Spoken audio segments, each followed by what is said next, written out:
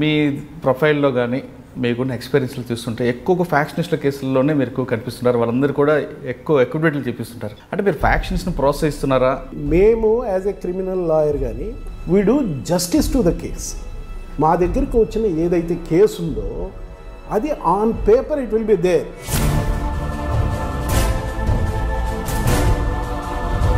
Factionism పెరగాలని కోరము, దాన్ని తగ్గేదానికి వేరే విధంగా ఎఫర్ట్స్ అంటే అది it is for the governments. అంటే మీరు అన్నట్లుగా ప్రొఫెషనల్గా కేసు వైపు చూస్తారు తప్ప క్యాండిడేట్ వైపు గురించి మీరు ఆలోచించారు. కానీ వాళ్ళు మార్పు తేడాన్ని కూడా మీరు ప్రయత్నం చేసే అవకాశాలు ఉండొచ్చు కదా. తప్పు చేసిన వాడిని మానవ న్యాయస్థానాలు ఇవి ఏదైనా పనిష్ చేయొచ్చు చేయకపోవచ్చు, కానీ దేవుడు అనేవాడు డెఫినెట్గా శిక్ష వేస్తాడు. ఒకతనికి లైఫ్ ఇంప్రిజన్మెంట్ పడింది. ఆ కేసు ఆర్గ్యూ చేశాను. ఆర్గ్యూ చేసిన తర్వాత గెలిచాను. అతన్ని రిలీజ్ చేశాను. నాకు వచ్చి ఫస్ట్ వచ్చి థ్యాంక్స్ చెప్పేసి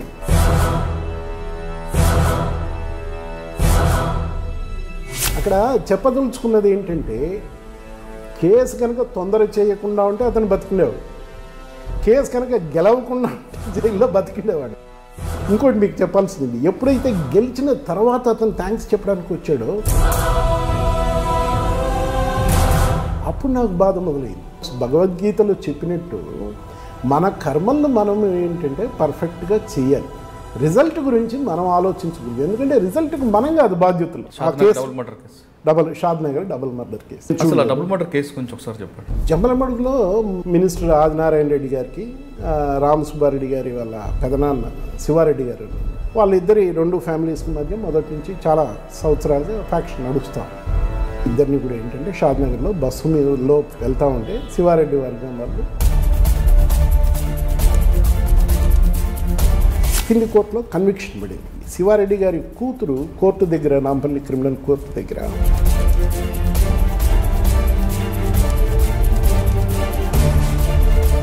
ఆయన రాసిన లెటర్ను సోమోటో కంటెంప్ట్గా తీసుకున్నారు. లెటర్లో ఏం రాశారంటే ఆవిడ చెప్పిన దాన్ని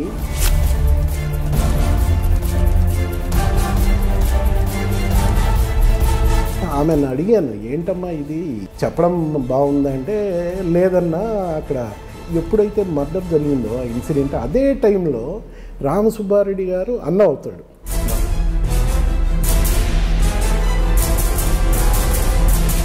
సో ఈ విధంగా కంటెంప్ట్ కేసు ఆర్గ్యుమెంట్స్ వచ్చినప్పుడు నేను ఇదే విధంగా నేను సేమ్ యాజ్ ఇట్ ఈస్ చెప్పింది నేను కూడా జడ్జెస్కి చెప్పాను. నా దాన్ని ఒప్పుకున్నాను. సో వీళ్ళ మీద కంటెంప్ట్ అనేది లేకుండా కొట్టేశాడు.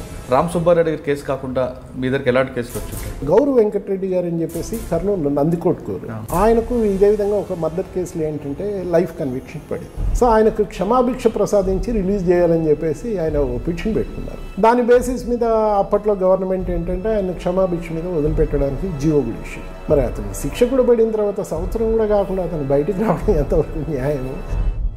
మేము సుప్రీంకోర్టులో వేశాం. సుప్రీంకోర్టులో కేసు గెలిచాం. So he continued in the prison. దాని తర్వాత ఏంటంటే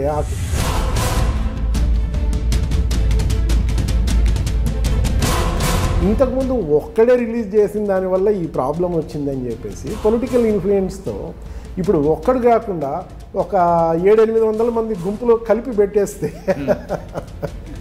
మళ్ళీ అతన్ని బయటికి తీసుకొని రావచ్చని సంభవం ఎవరో అడ్వైజ్ ఇచ్చారు. ఏంటో ఒక కామన్ జీవో ఇచ్చారు. ఆ కామన్ జీవోలో ఈయన కూడా ఉన్నాడు. సో దాని మీద మళ్ళీ వాళ్ళు వచ్చారు. సో మళ్ళీ సుప్రీంకోర్టులో మళ్ళీ వేశాం. తర్వాత ఆయన ఏ విధంగా బయటకు వచ్చారు? దాని తర్వాత ఏంటంటే ఆ కేసును మళ్ళీ దాని తర్వాత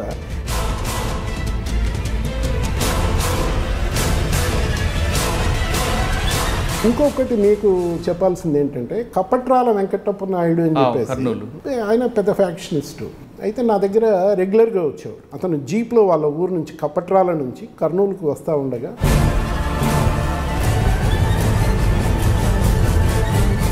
టీవీ ఆన్ చేసి చూస్తూ ఉంటే ఇట్లా వెంకటప్ప నాయుడు యాక్సిడెంట్లో చనిపోయాడు. కొంచెం కేర్ఫుల్గా అది చూశాను. అంత లోపలికి ఎవరో టీవీ ఛానల్స్ వాళ్ళు ఫోన్ చేశారు, మీరు ఆయనతో ఏదన్నా అనుబంధం పంచుకుంటారేమో, మీరు ఒకసారి స్టూడియోకి రావాలి. ఇది అసలు యాక్సిడెంట్ లాగా కనపడడం లేదు. ఏ విధంగా అనేది నేను ఎక్స్ప్లెయిన్ చేస్తూ వచ్చాను.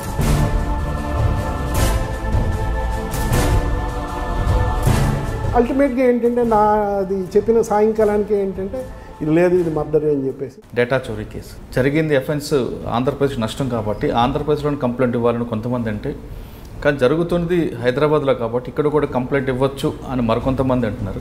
ఒక ఫారినర్ వచ్చాడు, ఇక్కడ చార్మినార్ చూడడానికి వచ్చాడు, పర్సు పోగొట్టుకున్నాడు, ఆయన వాళ్ళ కంట్రీకి వెళ్ళిపోయి ఇస్తాడా, ఇక్కడ చార్మినార్ పోలీస్కి ఇస్తాడా? జ్యుడిషియరీలో కరప్షన్ గురించి ఒకసారి మాట్లాడితే జడ్జిలు కరప్షన్ అనేది ఎంతవరకు కరెక్ట్ అంటారు? పాతకాలంలో అంటే at the time of independence ఈ ఫ్రిడ్జ్లు లేవు, టీవీలు లేవు, ఏసీలు లేవు, పెద్ద పెద్ద బంగ్లాలు లేవు, కార్లు లేవు, కంటెంట్మెంట్ ఉండేది. అన్ని ఇన్స్టిట్యూషన్స్లో, అన్ని వాక్స్ ఆఫ్ లైఫ్లో, ఇప్పుడున్న అన్ని ప్రొఫెషన్స్లో అందరి మనుషులు ఏ విధంగా మార్పు ఉందో కొంత జ్యుడిషియరీలో కూడా మార్పు వచ్చిన మాట నిర్వివాదం. బట్ అంత మాత్రానే మొత్తం జ్యుడిషియరీ మీద తప్పు వేయడం కూడా చాలా.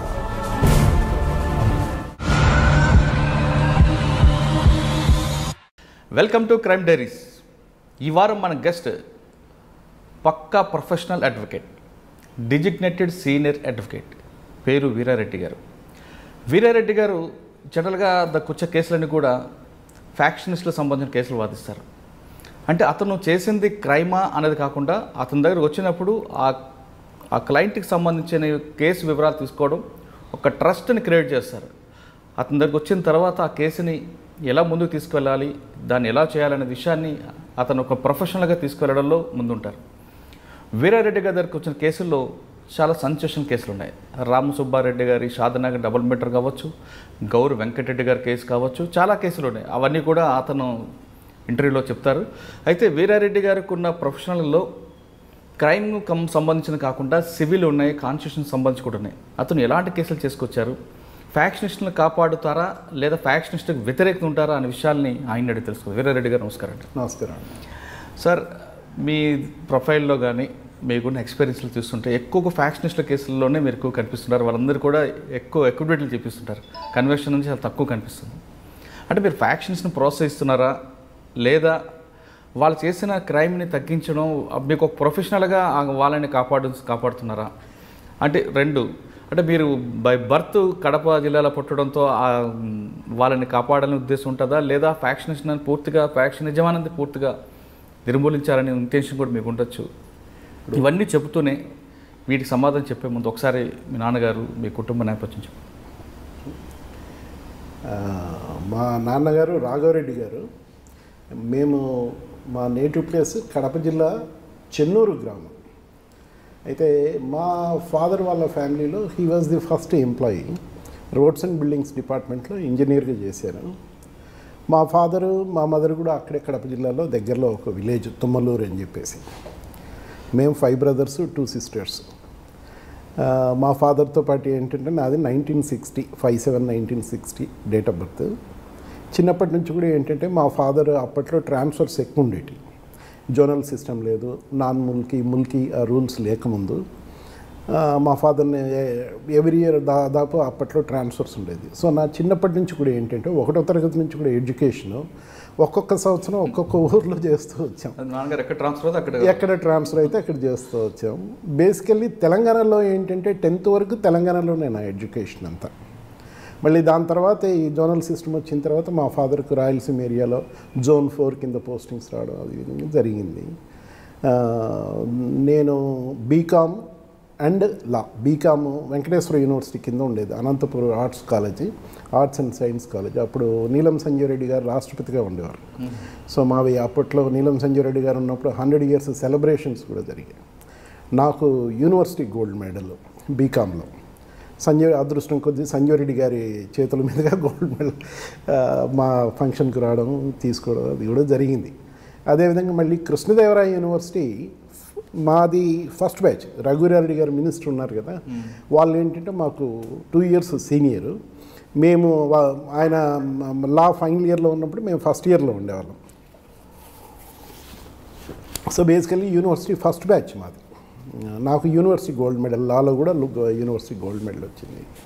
సో 1983 నవంబర్కి అయిపోయింది. 1984 జనవరి నుంచి ఇక్కడ ప్రాక్టీస్ మొదలుపెట్టాను. మీరు మా బ్రదర్స్ 5 brothers 2 sisters, నేను దాంట్లో 4th.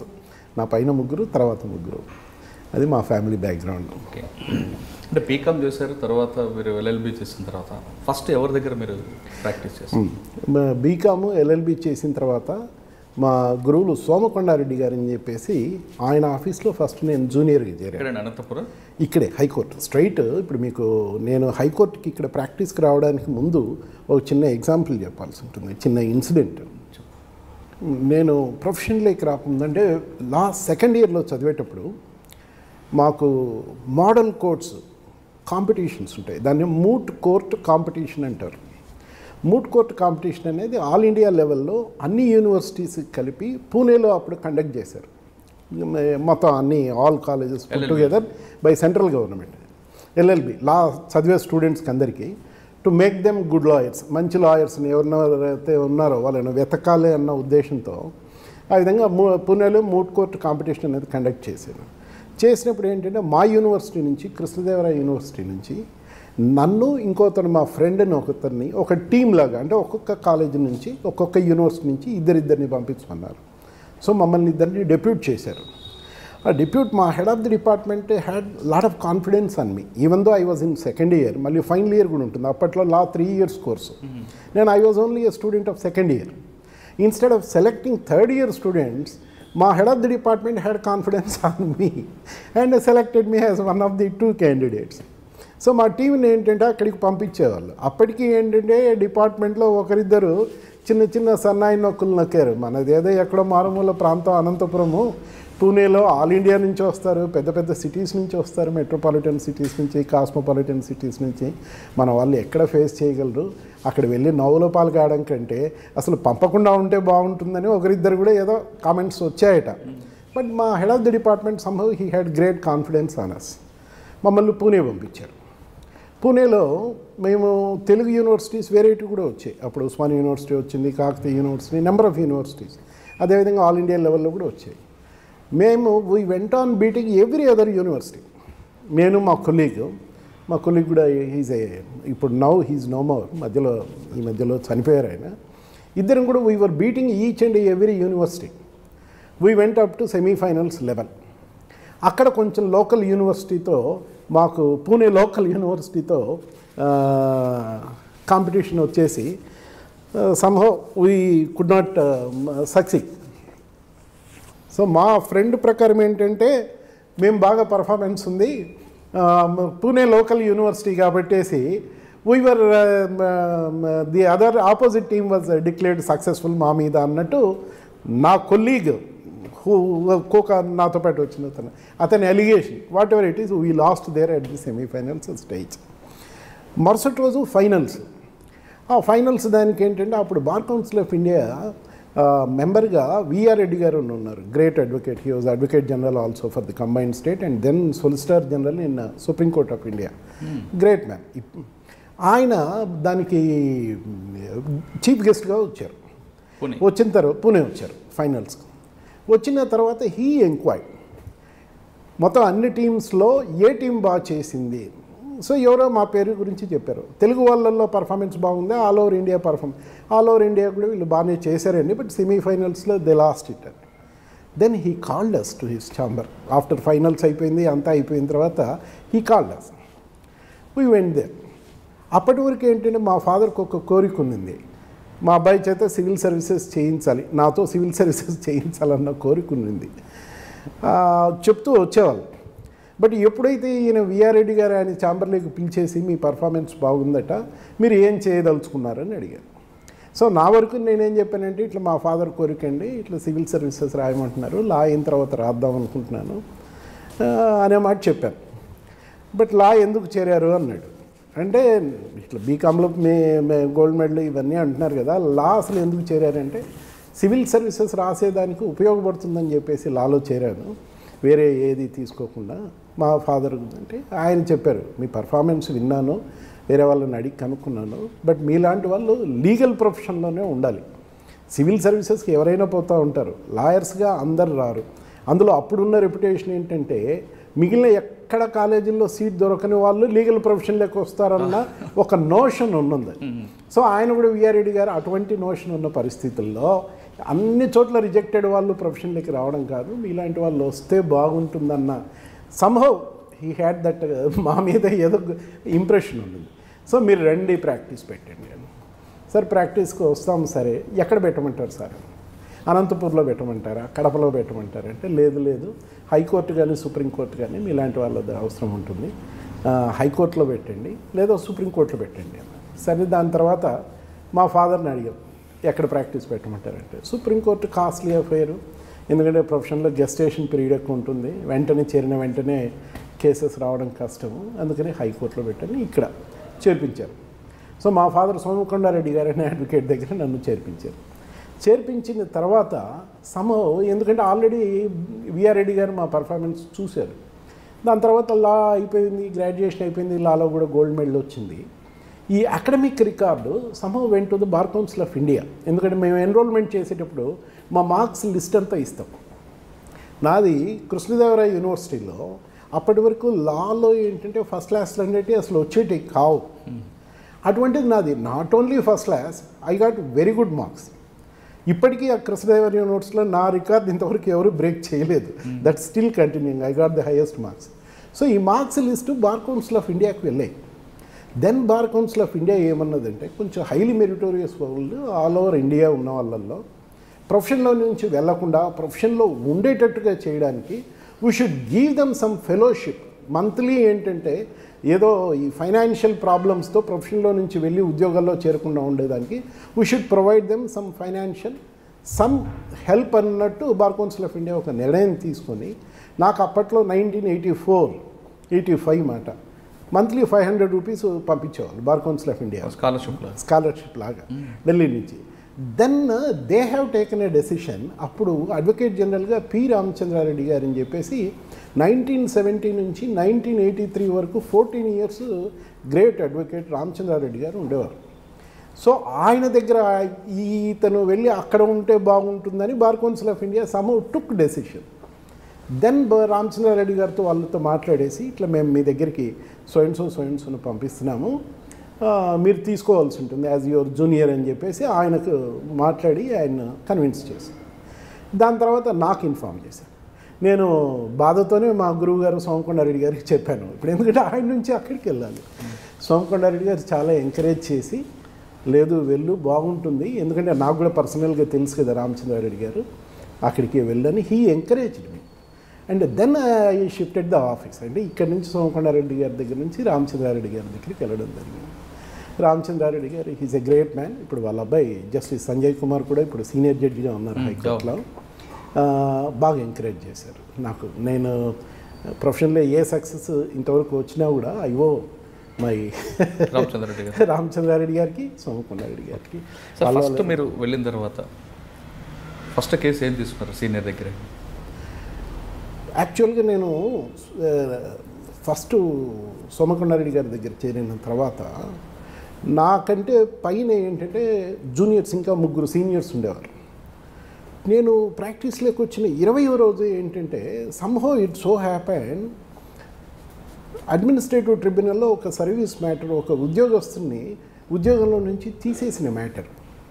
అది నా పైన ఉన్న 3 సీనియర్లు ఏంటంటే ఆ రోజు సమ్హౌ వాళ్ళకు వేరే పనుల వల్ల ఎవరు రాలేదు. సోమకొండారెడ్డి గారికి హైకోర్టులో ఆ రోజు ముఖ్యమైన కేసులు ఉన్నాయి. సో సోమకొండారెడ్డి గారు నన్ను ఇన్స్ట్రక్ట్ చేసి నువ్వు వెళ్ళి ఈ కేసు ఆర్గ్యూ చెయ్యాలి. ఆ రోజు మార్నింగ్ ఇచ్చారు, ఈరోజు ఇంకెవరు రాలేదు, నీకు 20 రోజులే ఉంది స్టాండింగ్, అయినప్పటికీ ఏం భయపడొద్దు, ఇది నువ్వు వెళ్ళి నువ్వు ఆర్గ్యూ చేయాలి, నువ్వు దీని గురించి ఏం భయపడొద్దు, ఎందుకంటే కేసులో అంత మెరిట్ ఏం లేదు, మనం గెలుస్తామన్న స్కోప్ లేదు, ఓడిపోయేదానికి అవకాశం ఉంది, కాబట్టి ఏదున్నా భయం లేకుండా ధైర్యంగా పోయి ఆర్గ్యూ చేసిరా అన్నారు. సరే, మార్నింగ్ నుంచి నేను ప్రిపేర్ అయ్యాను. సంభవం అది ఎప్పుడో మధ్యాహ్నం 2:30కి ఆ ప్రాంతంలో ఆర్గ్యుమెంట్స్ రీచ్ అయింది. చేశాను. నాకెందుకో ఒక పాయింట్ బాగుందని అనిపించింది. నేను ఆ పాయింట్ మీద కాన్సన్ట్రేట్ చేసి ఆర్గ్యూ చేశాను. And to the astonishment I won the case.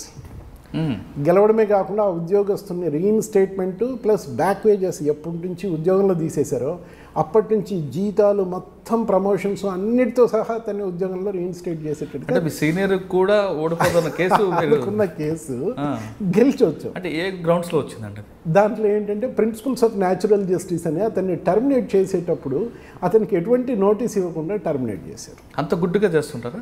చేస్తూ ఉంటారు. Government is the biggest litigant before courts. గవర్నమెంట్లో పొరపాట్లు జరుగుతాయి కాబట్టి హైకోర్టు సుప్రీంకోర్టులో ఫైలింగ్ అంత ఉంటుంది. గవర్నమెంట్ అంతా పర్ఫెక్ట్గా పర్ఫెక్ట్గా నడుస్తూ ఉంటే ఇంత ఫైలింగ్ ఉండదు, ఇన్ని కేసులు పడవు. Okay, main government is the కల్పరేట్ main అల్టిమేట్గా. సో ఎప్పుడైతే వచ్చి మా సీనియర్కి ఈ విధంగా గెలిచాం సార్ అంటే he felt happy. So it's like A wind fall అని చెప్పేసి సంభవ్ ఆ రోజు నుంచి నేనంటే కొంచెం స్పెషల్ అఫెక్షన్ సంభవ్ మా సీనియర్కి డెవలప్ అయింది. That is my first case I remember through out my life. Okay, కానీ ఆ కేసుల తర్వాత మీరు క్రిమినల్ వైపు ఎందుకు తిరగాల్సి వచ్చింది? బేసికల్లీ క్రిమినల్ వైపు ఎందుకు మీకు ఇంకో మాట చెప్పాలి. ఇక్కడ రామచంద్రారెడ్డి గారు క్రిమినల్ మ్యాటర్స్ చేసేవారు కాదు. ఎందుకంటే ఎప్పుడైతే నేను రామచంద్రారెడ్డి గారి దగ్గర చేరానో ఆయన పూర్తి కాన్స్టిట్యూషనల్ ఎక్స్పర్ట్, కాన్స్టిట్యూషన్ మీద ఎక్కువ కాన్సన్ట్రేట్ చేసేవాళ్ళు. ఆయనకు అన్ని పెద్ద పెద్ద number 1, he was number 1 at that time during those dose, number 1 advocate. So ఆయన దగ్గర ఆ కేసెస్ హ్యాండిల్ చేసేవాడు కానీ క్రిమినల్ కేసెస్ చేసేవాళ్ళు కాదు. నాకేమైందంటే because I belong to Kadapa area, నాకు క్రిమినల్ కేసెస్ రావడం మొదలుపెట్టాయి. పెద్ద పెద్ద ఏంటంటే ఈ మర్డర్ కేసులు అవి కూడా రావడం మొదలుపెట్టాయి. And luckily for me all those cases ఎక్కడైతే కింది కోర్టులలో కన్విక్షన్ పడ్డాయో I use to engage great criminal lawyer Padmanabhareddy garu. So నాకు ఆయనతో అసోసియేషన్ ఆ విధంగా క్రిమినల్ కేసెస్ ద్వారా పద్మనాభరెడ్డి గారితో కొంత ఒక అటాచ్మెంట్ అనేది ఏర్పడడం జరిగింది.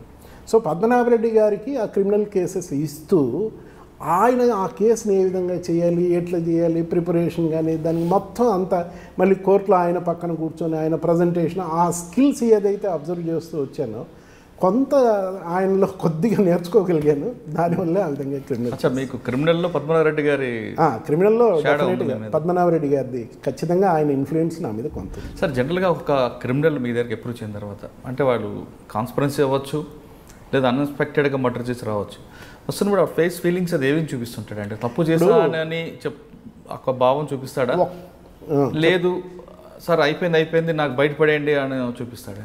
లేదండి, నా వరకు ఏంటంటే ప్రొఫెషనల్ ఎథిక్స్లో నేను మొదటి నుంచి పెట్టుకున్న ఒక ఫండమెంటల్ ప్రిన్సిపల్ మా గురువుల దగ్గర నుంచి నేర్చుకున్నది. జడ్జి గారు క్రిమినల్ కేసు ప్రాసిక్యూషన్ ట్రయల్ మొదలయ్యే ముందు జడ్జి గారు అతన్ని అడుగుతారు, నువ్వు నేరం చేసావా, నేరం అంగీకరిస్తున్నావా? అతను ఏమని చెప్తే నేను నేరం చేయలేదు, నేను ఇన్నోసెంట్ అని చెప్పిన తర్వాతే ట్రయల్ మొదలవుతుంది. సో క్లయింట్ అతని వర్షన్ ఏంటంటే అతను ఎటువంటి నేరం చేయలేదని. కింది కోర్టులలో శిక్ష పడిన తర్వాతే హైకోర్టుకు అప్పీల్స్ వస్తాయి. సో ఏదైతే అతను నేరం చేయలేదన్నాడో అయినా కన్విక్షన్ పడింది, మా దగ్గరికి వచ్చాడు అప్పీల్ ఇస్తున్నాడంటే అతను నేను నేరం చేయలేదు, నిర్దోషిని, నా మీద అనవసరంగా ఈ ఆరోపణ చేయబడిందన్న ఉద్దేశంతోనే నా దగ్గరికి వస్తాడు. వచ్చిన తర్వాత ఐ నెవర్ ప్రోబ్ నువ్వు నిజంగా చేసావా చేయలేదా, అది అవసరం లేదు.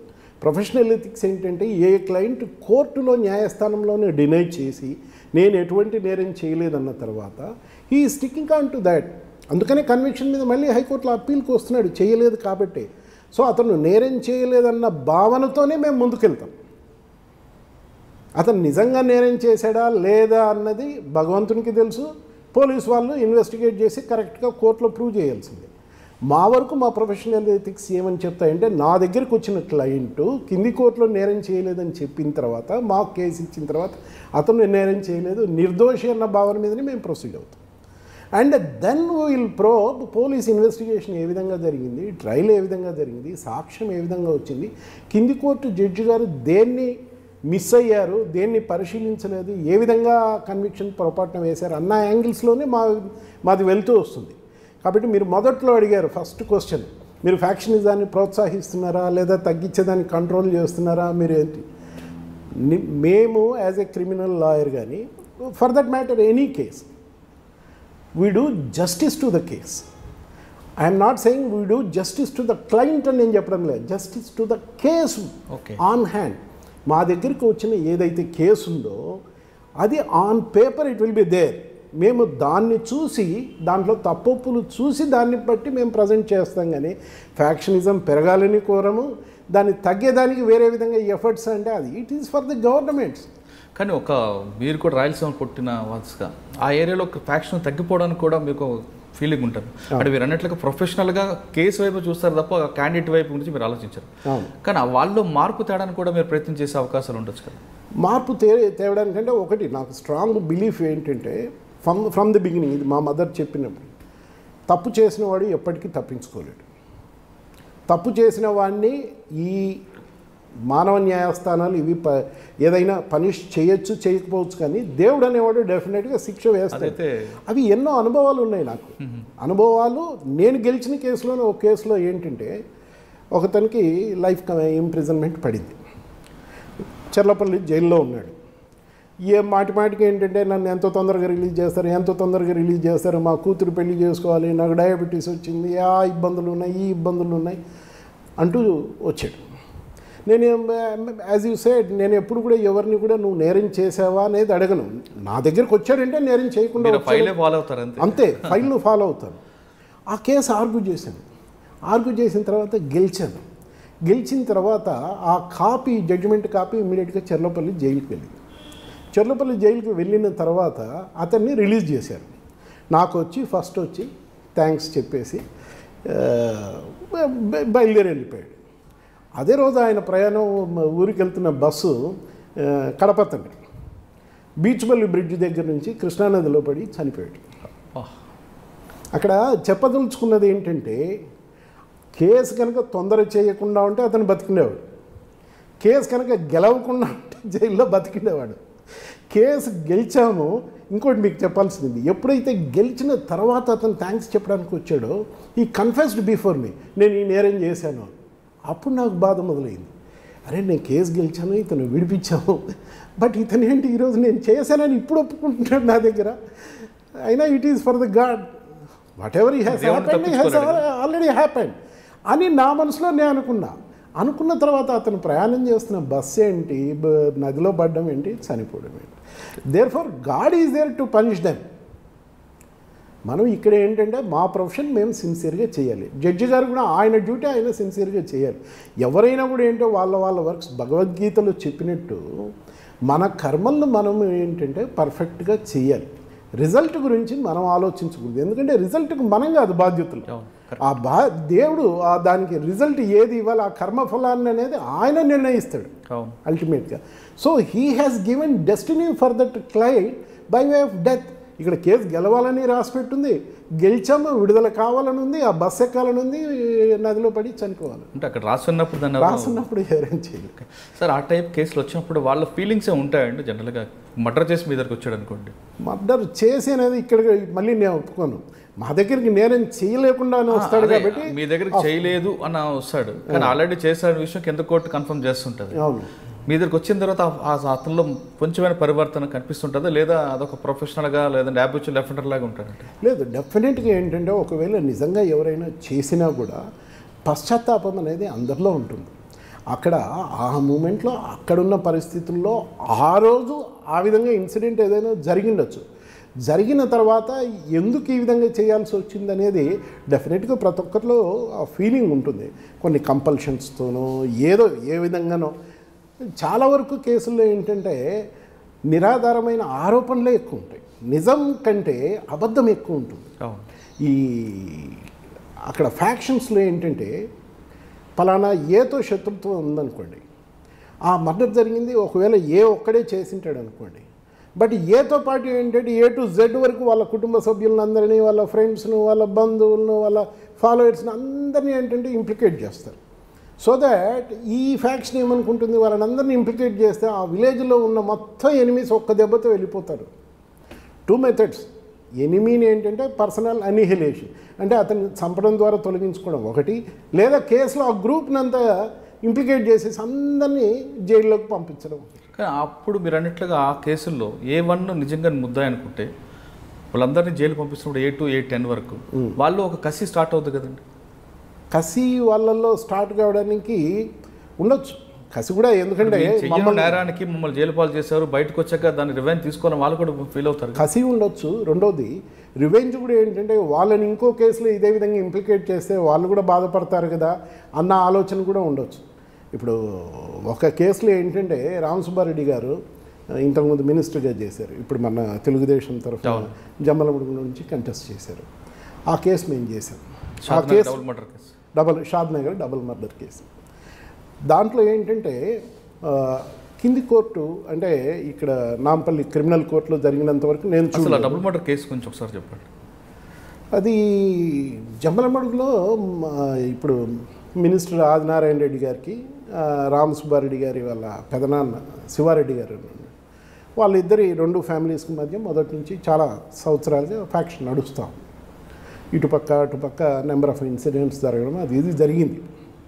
సో ఈ ఆదినారాయణ రెడ్డి గారి అట్లా అదేవిధంగా నారాయణ రెడ్డి అని ఎమ్మెల్సీ ఉండండి, వాళ్ళ పెదనాన్నను షాద్ నగర్లో ఆయన్ను, ఇంకో ఆయన గోపాల్ రెడ్డి గారు అని చెప్పేసి ఆయన్ను ఇద్దరిని కూడా ఏంటంటే షాద్ నగర్లో బస్సు మీదలో వెళ్తూ ఉంటే శివారెడ్డి వర్గం వాళ్ళు కాపు కాసి షాద్ నగర్ బస్ స్టాండ్లో మర్డర్ చేసి అది జరిగింది.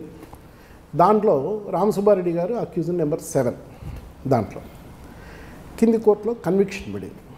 కన్విక్షన్ పడిన తర్వాత దానికి సంబంధించి ఈ శివారెడ్డి గారి కూతురు కోర్టు దగ్గర, నాంపల్లి క్రిమినల్ కోర్టు దగ్గర సమ్ కామెంట్ ఏదో చేసింది. ఈ కేసులో ఏంటంటే పలానా జడ్జి గారు ఏదో లోబడి, ప్రలోభాలకు లోబడి మా వాళ్లకు కన్విక్షన్ ఇచ్చారు అన్నది. దాని మీద ఆ జడ్జి గారు హైకోర్టుకు రాశారు. అప్పుడు జస్టిస్ బిలాల్ నజ్కి అని చెప్పేసి ఆయన యాక్టింగ్ చీఫ్ జస్టిస్, ఆయన రాసిన లెటర్ను సోమోటో కంటెంప్ట్గా తీసుకున్నారు.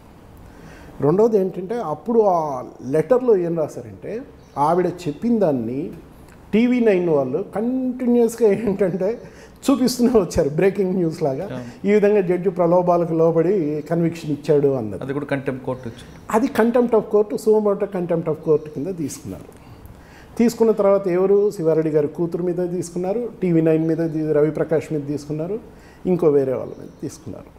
సరే, నాకు ఈయన రామసుబ్బారెడ్డి గారు వచ్చేసి ఆమె తరఫున నన్ను ఎంగేజ్ చేసేటప్పుడు రామసుబ్బారెడ్డి గారు ఆ రోజు ఆమెను అడిగాను, ఏంటమ్మా ఇది ఈ విధంగా చెప్పడం బాగుందంటే, లేదన్నా అక్కడ కన్విక్షన్ పడిందని తెలుస్తూనే బాధ ఉండింది, మా వర్కర్స్తో నేను ఏదో మాట్లాడుతున్నాను. ఎందుకంటే ఎప్పుడైతే మర్డర్ జరిగిందో ఆ ఇన్సిడెంట్, అదే టైంలో రామసుబ్బారెడ్డి గారు అన్న అవుతాడు. నా ఎదురుగా కూర్చొని మేము ఇద్దరం కలిసి భోజనం చేశాము. ఆయనకి ఏ పాపమో తెలియదు, ఆయన నా కళ్ళ ముందు ఉన్నాడు. అక్కడెక్కడ మర్డర్లు చేస్తే ఈయన చేశాడని ఈయన మీద పెట్టడం ఎట్లా? నాకు తెలుసు కదా, ఆ బాధతో ఏదో నేను నా వర్కర్స్కి చెప్పుకున్నాను అన్నది. రామసుబ్బారెడ్డి గారు కూడా అది కన్ఫర్మ్ చేశారు, లేరని చెప్పేసి. సో ఈ విధంగా కంటెంప్ట్ కేసు ఆర్గ్యుమెంట్స్ వచ్చినప్పుడు ఇదే విధంగా సేమ్ యాజ్ ఇట్ ఈస్ చెప్పింది నేను కూడా జడ్జెస్కి చెప్పాను. నా దాన్ని ఒప్పుకున్నారు. సో వీళ్ళ మీద కంటెంప్ట్ అనేది లేకుండా కొట్టేశారు. రవిప్రకాష్ మీద మాత్రం కన్విక్షన్ ఇచ్చారు. ఆయనకు 6 months ఇంప్రిజన్మెంట్, మళ్ళీ దాని తర్వాత ఏదో ఫర్దర్ ఏదో గుడ్ కాండక్ట్ ఉండాలి అది ఇదని ఏదో పిటిషన్లు వేసుకుంటే ఏదో చేశారులేండి. ఆ కంటెంప్ట్లో అయితే అప్పుడు పడింది రవిప్రకాష్. సరే, వాట్ ఎవర్ ఇట్ ఈజ్, నాకు అది మైండ్లో ఉంది. ఎందుకంటే రామసుబ్బారెడ్డి గారు స్పాట్లో లేరు, ఆయన ఏం చెయ్యలేదు అనేది ఉంది. సో అదేవిధంగా కేసు యాక్సెప్ట్ చేసినప్పుడు కూడా అక్కడ ఆయన అసలు ఎటువంటి తప్పు లేకుండా ఉన్నాడన్న భావంతోనే ఆ కేసు అంతా జరిగింది రామసుబ్బారెడ్డి గారు. కానీ మీరు చెప్తున్న ఆ కేసులో A7 రామసుబ్బారెడ్డి గారు ఆ అమ్మాయి చెప్తున్నట్లుగా తన కళ్ళ ముందున్న వ్యక్తిని కన్విషించారట. అంటే ఇక్కడ 302, 307 లేకపోయినా 120B కూడా వస్తుంది కదండి. 120Bకి కూడా 120B శివారెడ్డి గారి మీద పెట్టారు.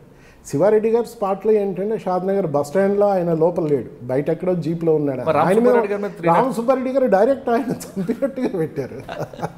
ఆయన కత్తి తీసుకొని ఇద్దరు డిసీజుల్లో ఒకరిని పొడిచినట్టుగా, చంపినట్టుగా, చనిపోయేంత వరకు ఉన్నట్టు 120B పెట్టున్నా అది పోలీసులు ఇప్పుడు చెప్తున్నాయి కదా, ఫ్యాక్షన్లో శత్రువును చంపడం ద్వారా కానీ లేదా కేసులు ఇంప్లికేట్ చేయడం ద్వారా కానీ జరుగుతుంది. సార్ మీరు చెప్తే ఇప్పుడు ఇదే ఫస్ట్ లాజిక్లో ఒకటి మాకు చెప్పారు. మీరు A1 చేస్తే వాళ్ళందరినీ కూడా బంధువులు సహా పెడుతుంటారండి. అసలు A1 దొరకకుండానే A2, A3 పెట్టిన కేసులు కనపడుతుంది ఇటీవల కాలంలో వివేకానంద హత్య కేసులో. అది ఎంతవరకు కరెక్ట్ అంటారు? అంటే అసలు A1 ఇంతవరకు తెలియదు. 201లో 201, 120B అనేది ఒక తోక సెక్షన్ లాంటివి. ఆ సెక్షన్లో వివేకానంద హత్య కేసులో ముగ్గురు చూపిస్తున్నారు. అసలు A1 ఎవరో తెలియదు, A2 ఎవరో తెలియదు. తెలుస్తుంది. ఎందుకంటే ఇప్పటి వరకు వివేకానంద రెడ్డి గారి మర్డర్ కేసులో ఛార్జ్ షీట్ అనేది ఇంకా పడలేదు. ఇప్పటి వరకు ఏంటంటే ఇన్వెస్టిగేషన్ మాత్రమే జరుగుతూ ఉంది. సిటీ టీంని ఏర్పాటు చేశారు, వాళ్ళు ఇన్వెస్టిగేట్ చేశారు. హైకోర్టు డైరెక్షన్ దాన్ని రివీల్ చేయొద్దని చెప్పారు. కాబట్టి దాంట్లో ఎవరు చేశారు, ఇంకా ఎవరు చేయలేదు ఏంటన్నది ఇంతవరకు వాళ్ళు డిస్క్లోజ్ చేయలేదు. ఎప్పుడైతే ఛార్జ్షీట్ వేస్తారో అప్పుడు అన్ని వివరాలు వస్తాయి, ఎవరు చేశారని. అప్పుడు వీళ్ళందరినీ ప్రొడ్యూస్ చేయకుండా ముందే అరెస్ట్ చేయడం ఎంతవరకు కరెక్ట్ అంటారు? ముందు అరెస్ట్ చేయడం అంటే ఇంటరాగేషన్ కోసం కొంతమందిని చేయాల్సి వస్తుంది. ఇన్వెస్టిగేషన్లో ఇంటరాగేషన్ పార్టే కదా ఇన్వెస్టిగేషన్లో. సో నిజాలు రాబట్టడం కోసం వాళ్ళు పోలీసులు. కానీ కొంతమంది చెప్పడం ప్రకారం ఆ క్రైమ్ సీన్కి ఇప్పుడు అరెస్ట్ అయిన వాళ్ళకి ఎలాంటి సంబంధం లేదు, కానీ పొలిటికల్ ప్రెజర్ నుంచి అరెస్ట్ చేశారన్నది ఇప్పుడు ఈ స్టేజ్లో మనం ఏం దాని గురించి మాట్లాడేదానికి వీల్లేదు కామెంట్ చేయాలి. ఎందుకంటే ప్రెస్లో వచ్చిన దాంట్లోనో మీడియా వచ్చిన దాన్ని బేసిస్ చేసుకొని మనం కామెంట్ చేయడానికి వీల్లేదు. అల్టిమేట్గా ఏంటంటే ఛార్జ్ షీట్ పడిన తర్వాత మొత్తం అప్పుడు చూసుకుంటే అప్పుడు మొత్తం డీటెయిల్స్ అన్నీ వస్తాయి. It is too early to comment on that. Ram Subba Reddy గారి కేసు కాకుండా మీ దగ్గరికి ఎలాంటి కేసులు వచ్చి ఉంటాయండి? నా దగ్గరికి ఇంకోటి ముఖ్యమైన కేసు ఏంటంటే గౌరవ్ వెంకటరెడ్డి గారు అని చెప్పేసి కర్నూలు నందికొట్కూరు, ఆయనకు ఇదే విధంగా ఒక మర్డర్ కేసులు ఏంటంటే లైఫ్ కన్విక్షన్ పడింది. అది హైకోర్టులో కూడా అయిపోయింది, మళ్ళీ తర్వాత సుప్రీంకోర్టులో కూడా కన్ఫర్మ్ అయిన తర్వాత ఆయన శిక్ష అనుభవించడం మొదలుపెట్టిన సంవత్సరం 2 సంవత్సరాలకి ఏంటంటే ఆయన క్షమాభిక్ష ప్రసాదించాలి అని చెప్పేసి ఆర్టికల్ 162 ఆఫ్ ద కాన్స్టిట్యూషన్, అది యాక్చువల్గా క్రిమినల్ కేసు లాగే కనపడుతుంది కానీ అది ఇక్కడ క్రిమినల్ కేసు కంటే కాన్స్టిట్యూషన్ ఎక్కువ దాంట్లో రోల్ ఉందన్నమాట, కాన్స్టిట్యూషనల్ కేసు అది. సో ఆయనకు క్షమాభిక్ష ప్రసాదించి రిలీజ్ చేయాలని చెప్పేసి ఆయన పిటిషన్ పెట్టుకున్నారు. ఆ పిటిషన్లో కూడా ఏంటంటే క్రిమినల్ కేసు ఏదో కింది కోర్టులో ఆర్గ్యూ చేసినట్టుగా హైకోర్టులో ఆర్గ్యూ చేసినట్టుగా అదే రిప్రజెంటేషన్ పెట్టుకున్నారు. దాని బేసిస్ మీద అప్పట్లో గవర్నమెంట్ ఏంటంటే ఆయన క్షమాభిక్ష మీద వదిలిపెట్టడానికి జీవో కూడా ఇష్యూ చేసింది. ఆ జీవో ఇష్యూ అప్పుడు ఆ జీవోలో కూడా గౌరవ్ వెంకటరెడ్డి గారి కోసం పాటు మరో వ్యక్తి కోసం కొంచెం ఆల్టర్నేట్ చేశారనేది కూడా లేదు. First only exclusively Gaurav Venkata Reddy గారికి ఒక్కరి కోసమే జీవో ఇచ్చారు. ఆ జీవో ఇచ్చిన తర్వాత దాంట్లో ఎవరైతే చనిపోయారో చనిపోయిన అతని కొడుకు ఏపూరు సుధాకర్ అని చెప్పేసి నందికొట్కూరు, అతను ఇంకోతను రఘురామరెడ్డి కొడుకు తిరుపతి రెడ్డి కొడుకు రఘురామరెడ్డి అని వాళ్ళిద్దరు నా దగ్గరికి వచ్చారు. సో ఈ విధంగా మా పేరెంట్స్ అయితే చనిపోయారు. మరి అతనికి శిక్ష కూడా పడిన తర్వాత సంవత్సరం కూడా కాకుండా అతను బయటికి రావడం ఎంతవరకు న్యాయము, ఈ విధంగా గవర్నమెంట్ రిలీజ్ చేయడమే అది. దాని మీద వచ్చేసి హైకోర్టులో కేసు వేద్దాం సార్ అని వచ్చారు. సంభవం అప్పుడున్న పరిస్థితుల్లో ఇది ఎందుకంటే కాన్స్టిట్యూషనల్ పాయింట్ కదా నా ఉద్దేశంలో, ఎందుకంటే ఇటువంటి సిచ్యువేషన్ మళ్ళీ మిగిలిన స్టేట్స్లో కూడా రాకుండా ఉండడం కోసం నేను సుప్రీంకోర్టులో వేద్దామని చెప్పాను. వాళ్ళు దే అగ్రీడ్. మేము డైరెక్ట్ సుప్రీంకోర్టులో వెళ్ళి ఆర్టికల్ 32 కింద అక్కడ రిట్స్ డైరెక్ట్ వేయచ్చు, ఇక్కడ వేయచ్చు, అక్కడ వేయచ్చు. ఫండమెంటల్ రైట్స్ ఎప్పుడైతే వైలేట్ అవుతాయో డైరెక్ట్ సుప్రీంకోర్టులో వేయచ్చు. మేము సుప్రీంకోర్టులో వేసాం, సుప్రీంకోర్టులో కేసు గెలిచాం. సో ఆయనకి ఇచ్చిన క్షమాభిక్షను ఆర్టికల్ 162 కింద 164 కింద చాలా తప్పుగా ఎక్సర్సైజ్ చేశారు. Power is grossly abused, misused అని చెప్పేసి జడ్జ్మెంట్ వచ్చేసి దాన్ని క్యాన్సిల్ చేశారు, సెటసైడ్ చేశారు క్షమాభిక్ష. So he continued in the prison. దాని తర్వాత ఏంటంటే ఆ కేసు చాలా పెద్ద సెన్సేషనల్ అయినప్పుడు దాని తర్వాత ఒక సంవత్సరము మళ్ళీ 1.5 year అయిన తర్వాత ఇంతకుముందు ఒక్కడే రిలీజ్ చేసిన దానివల్ల ఈ ప్రాబ్లం వచ్చిందని చెప్పేసి పొలిటికల్ ఇన్ఫ్లుయెన్స్తో ఇప్పుడు ఒక్కడు కాకుండా ఒక 700-800 మంది గుంపులో కలిపి పెట్టేస్తే మళ్ళీ అతన్ని బయటికి తీసుకొని రావచ్చని సంభవం ఎవరో అడ్వైజ్ ఇచ్చారు. ఏంటో ఒక కామన్ జీవో ఇచ్చారు. ఆ కామన్ జీవోలో ఈయన కూడా ఉన్నాడు. సో దాని మీద మళ్ళీ వాళ్ళు వచ్చారు. సో మళ్ళీ సుప్రీంకోర్టులో మళ్ళీ వేసి మళ్ళీ స్టే తీసుకున్నాం. దానివల్ల ఏంటంటే ఆయన ఒక్కడే కాకుండా పాపం వేరే వాళ్ళు కూడా రిలీజ్ కాకుండా తర్వాత ఆయన ఏ విధంగా బయటకు వచ్చారు. దాని తర్వాత ఏంటంటే ఆ కేసును మళ్ళీ దాని తర్వాత ఆ కేసు సుప్రీంకోర్టు ఏమనిందంటే దాన్ని ఇంతమందిని ఒకటేసారి రిలీజ్ చేయడానికి లేదు, మీరు గైడ్లైన్స్ ఫ్రేమ్ చేయాలి. ఏది వేయకుండా 700 మందిని 800 మందిని ఎట్లా రిలీజ్ చేస్తారని డిస్పోజ్ చేసిన తర్వాత మళ్ళీ గవర్నమెంట్ ఫ్రెష్ గైడ్లైన్స్ అది ఫ్రేమ్ చేసి మళ్ళీ కొత్తగా మళ్ళీ దాని తర్వాత ఆయన్ని రిలీజ్ చేశారు. అంతలోపల మా క్లయింట్ కూడా ఏపూరు సుధాకర్ అనే అతను చనిపోయాడు. ఇంకా మళ్ళీ కేసు మేము పట్టించుకోవాలి. సరే, 2 కేసులు కాకుండా అక్కడ మీరు ఇప్పుడు గతంలో పనిచేసిన టైంలో ఇలాంటి కేసులు వచ్చేవాడిని? ఇంకా మేము రీసెంట్గా కేఈ కృష్ణమూర్తి గారు డిప్యూటీ చీఫ్ మినిస్టర్ వాళ్ళ కొడుకు శ్యాంబాబు మొన్న పత్తికొండ అసెంబ్లీ కాన్స్టిట్యుయెన్సీ నుంచి కంటెస్ట్ చేశారు. చెరుకుపాడు నారాయణ రెడ్డి అని చెప్పేసి ఆ మర్డర్ కేసులో ఆయన్ని ఇంప్లికేట్ చేశారు శ్యాంబాబుని. యాజ్ ఇఫ్ ఏంటంటే శ్యాంబాబు ఏదో పోలీసులకు చెప్పి అతన్ని ఏదో గన్ లైసెన్స్లో అవి రిలీజ్ కానివ్వకుండా ఏదో చేశాడు, అది ఇదన్న ఆరోపణలో అతన్ని ఎఫ్ఐఆర్లో కూడా చేశారు. ఎంత నెంబర్ ఎంత? A13 okay. ఎప్పుడు? Last year okay. A13 కింద చేర్చిన తర్వాత ఎఫ్ఐఆర్లో చేర్చారు. బట్ ఛార్జ్ షీట్ అప్పుడు ఏంటంటే పోలీసులు ఇన్వెస్టిగేట్ చేసేసి వాళ్ళు అన్ని కాల్ డేటాలు అన్నీ కూడా వెరిఫై చేసేసి ఇతను అసలు తప్పే లేదు, ఇతనికి ఏమాత్రం రోల్ లేదు, అది వాళ్ళ విలేజ్ ఫ్యాక్షన్స్తో అక్కడ లోకల్ ఫ్యాక్షన్స్తో జరిగిన ఇన్సిడెంట్స్ అని చెప్పేసి అతని పేరు డిలీట్ చేశారు. ఆ డిలీషన్ చేసింది తప్పు అని చెప్పేసి మళ్ళీ ఆయన వైఫ్ శ్రీదేవి వాళ్ళు మళ్ళీ కింది కోర్టులో ఇంకో కంప్లైంట్ వేయడం, దాన్ని కాగ్నిజెన్స్ తీసుకోవడం, ఇతన్ని మళ్ళీ అరెస్ట్ చేయడానికి వాళ్ళు వారెంట్లు ఇవ్వడం కోర్టు. ఆ స్టేజ్లో నా దగ్గరికి వచ్చారు కే కృష్ణమూర్తి గారు, వాళ్ళ అబ్బాయి శ్యాంబాబు వచ్చేసి ఏ తప్పు చేయలేదు, ఈ విధంగా మమ్మల్ని ఇంప్లికేట్ చేసి అరెస్ట్ చేస్తారు. సో దాని మీద క్వాషింగ్ అనేది హైకోర్టులో వేశారు. చాలా సీరియస్లీ ఫాట్. వాళ్ళ తరఫు నుంచి కూడా వాళ్ళు లాయర్స్ని పెట్టుకున్నారు. అది క్వాష్ చేశారు. మేము హైకోర్టులో గెలిచిన దాని మీద వాళ్ళు మళ్ళీ సుప్రీంకోర్టులో వేశారు. సుప్రీంకోర్టులో కూడా అపియర్ అయ్యారు. ఏ గ్రౌండ్స్తో మీరు గెలిచారు? మేము గెలిచింది ఇన్వెస్టిగేషన్ పర్ఫెక్ట్గా జరిగి మేము చూపించాం ఇతని రోల్ ఏ విధంగా లేదు, మిగిలిన వాళ్ళ రోల్ ఏ విధంగా ఉంది. ఇతను కేవలం పొలిటికల్ రీజన్స్తో డిప్యూటీ చీఫ్ మినిస్టర్ కొడుకు కాబట్టి పొలిటికల్గా ఏంటంటే ఈయన అప్పటికే డిక్లేర్ చేశారు కే కృష్ణమూర్తి గారు, ఈసారి ఎలక్షన్స్ నేను కంటెస్ట్ చేయను, పత్తికొండ నుంచి మా అబ్బాయి ఈయన శ్యాంబాబు నిలబడతాడు అని చెప్పేసి. సో ఆ గ్రౌండ్స్ అనేది మనకు ముందుగానే వాళ్ళకు తెలుసు. సో వాళ్ళని ఏంటంటే పొలిటికల్గా రాబోయే ఎలక్షన్ ఎదుర్కోవడం కోసం ఇప్పుడు ఇంప్లికేట్ చేశారు. సో వాళ్ళ గవర్నమెంట్ ఉంటుండగా కూడా అది ఎఫ్ఐఆర్ అనేది ఎవరిచ్చిన complaint first information report is the FIR. ఒక వ్యక్తి పోలీస్ స్టేషన్కి వెళ్ళి నా ఉద్దేశంలో పలానా మర్డరు పలానా వాళ్ళు చేశారు అన్నప్పుడు అప్పుడు పోలీసు రోల్ ఏముండదు. అతను రాసిచ్చిన కంప్లైంట్ని యాజ్ ఇట్ ఈజ్గా తీసుకోవాలి. అతను చెప్పిన పేర్లన్నీ ఏంటంటే అక్యూజ్ నెంబర్ 1, 2, 3, 4 అని నెంబర్స్ ఇచ్చుకుంటూ వాళ్ళని అందరినీ పెట్టాల్సి వస్తుంది. ఇన్వెస్టిగేషన్ దర్యాప్తు అనేది ఎఫ్ఐఆర్ రిజిస్టర్ చేసిన తర్వాత మొదలవుతుంది. దర్యాప్తులో ఇంతమంది అక్యూజుల్లో ఎవరు చేశారు, ఎవరు చేయలేదు, అందరు చేశారా, కొంతమంది చేయలేదా అనేది బయటపడుతుంది. ఆ బయటపడినప్పుడు ఎవరైతే చేయలేదు, ఎవరికి ఎటువంటి రోల్ లేదో వాళ్ళ పేర్లు తీసేసి మిగిలిన వాళ్ళ మీద ఛార్జ్షీట్ ఫైల్ చేస్తారు. ఓకే. సో ఆ ఛార్జ్షీట్ స్టేజ్లో అతని పేరు ఎలిమినేట్ చేయడం జరిగింది. సార్, కే కృష్ణమూర్తి కొడుకు కాకుండా ఇంకా చాలా ఇంకొకటి మీకు చెప్పాల్సింది ఏంటంటే కపట్రాల వెంకటప్ప నాయుడు అని చెప్పేసి కర్నూలు సేమ్ పత్తికొండ కాన్స్టిట్యుయెన్సీ కిందనే వచ్చేవాడు. ఆయన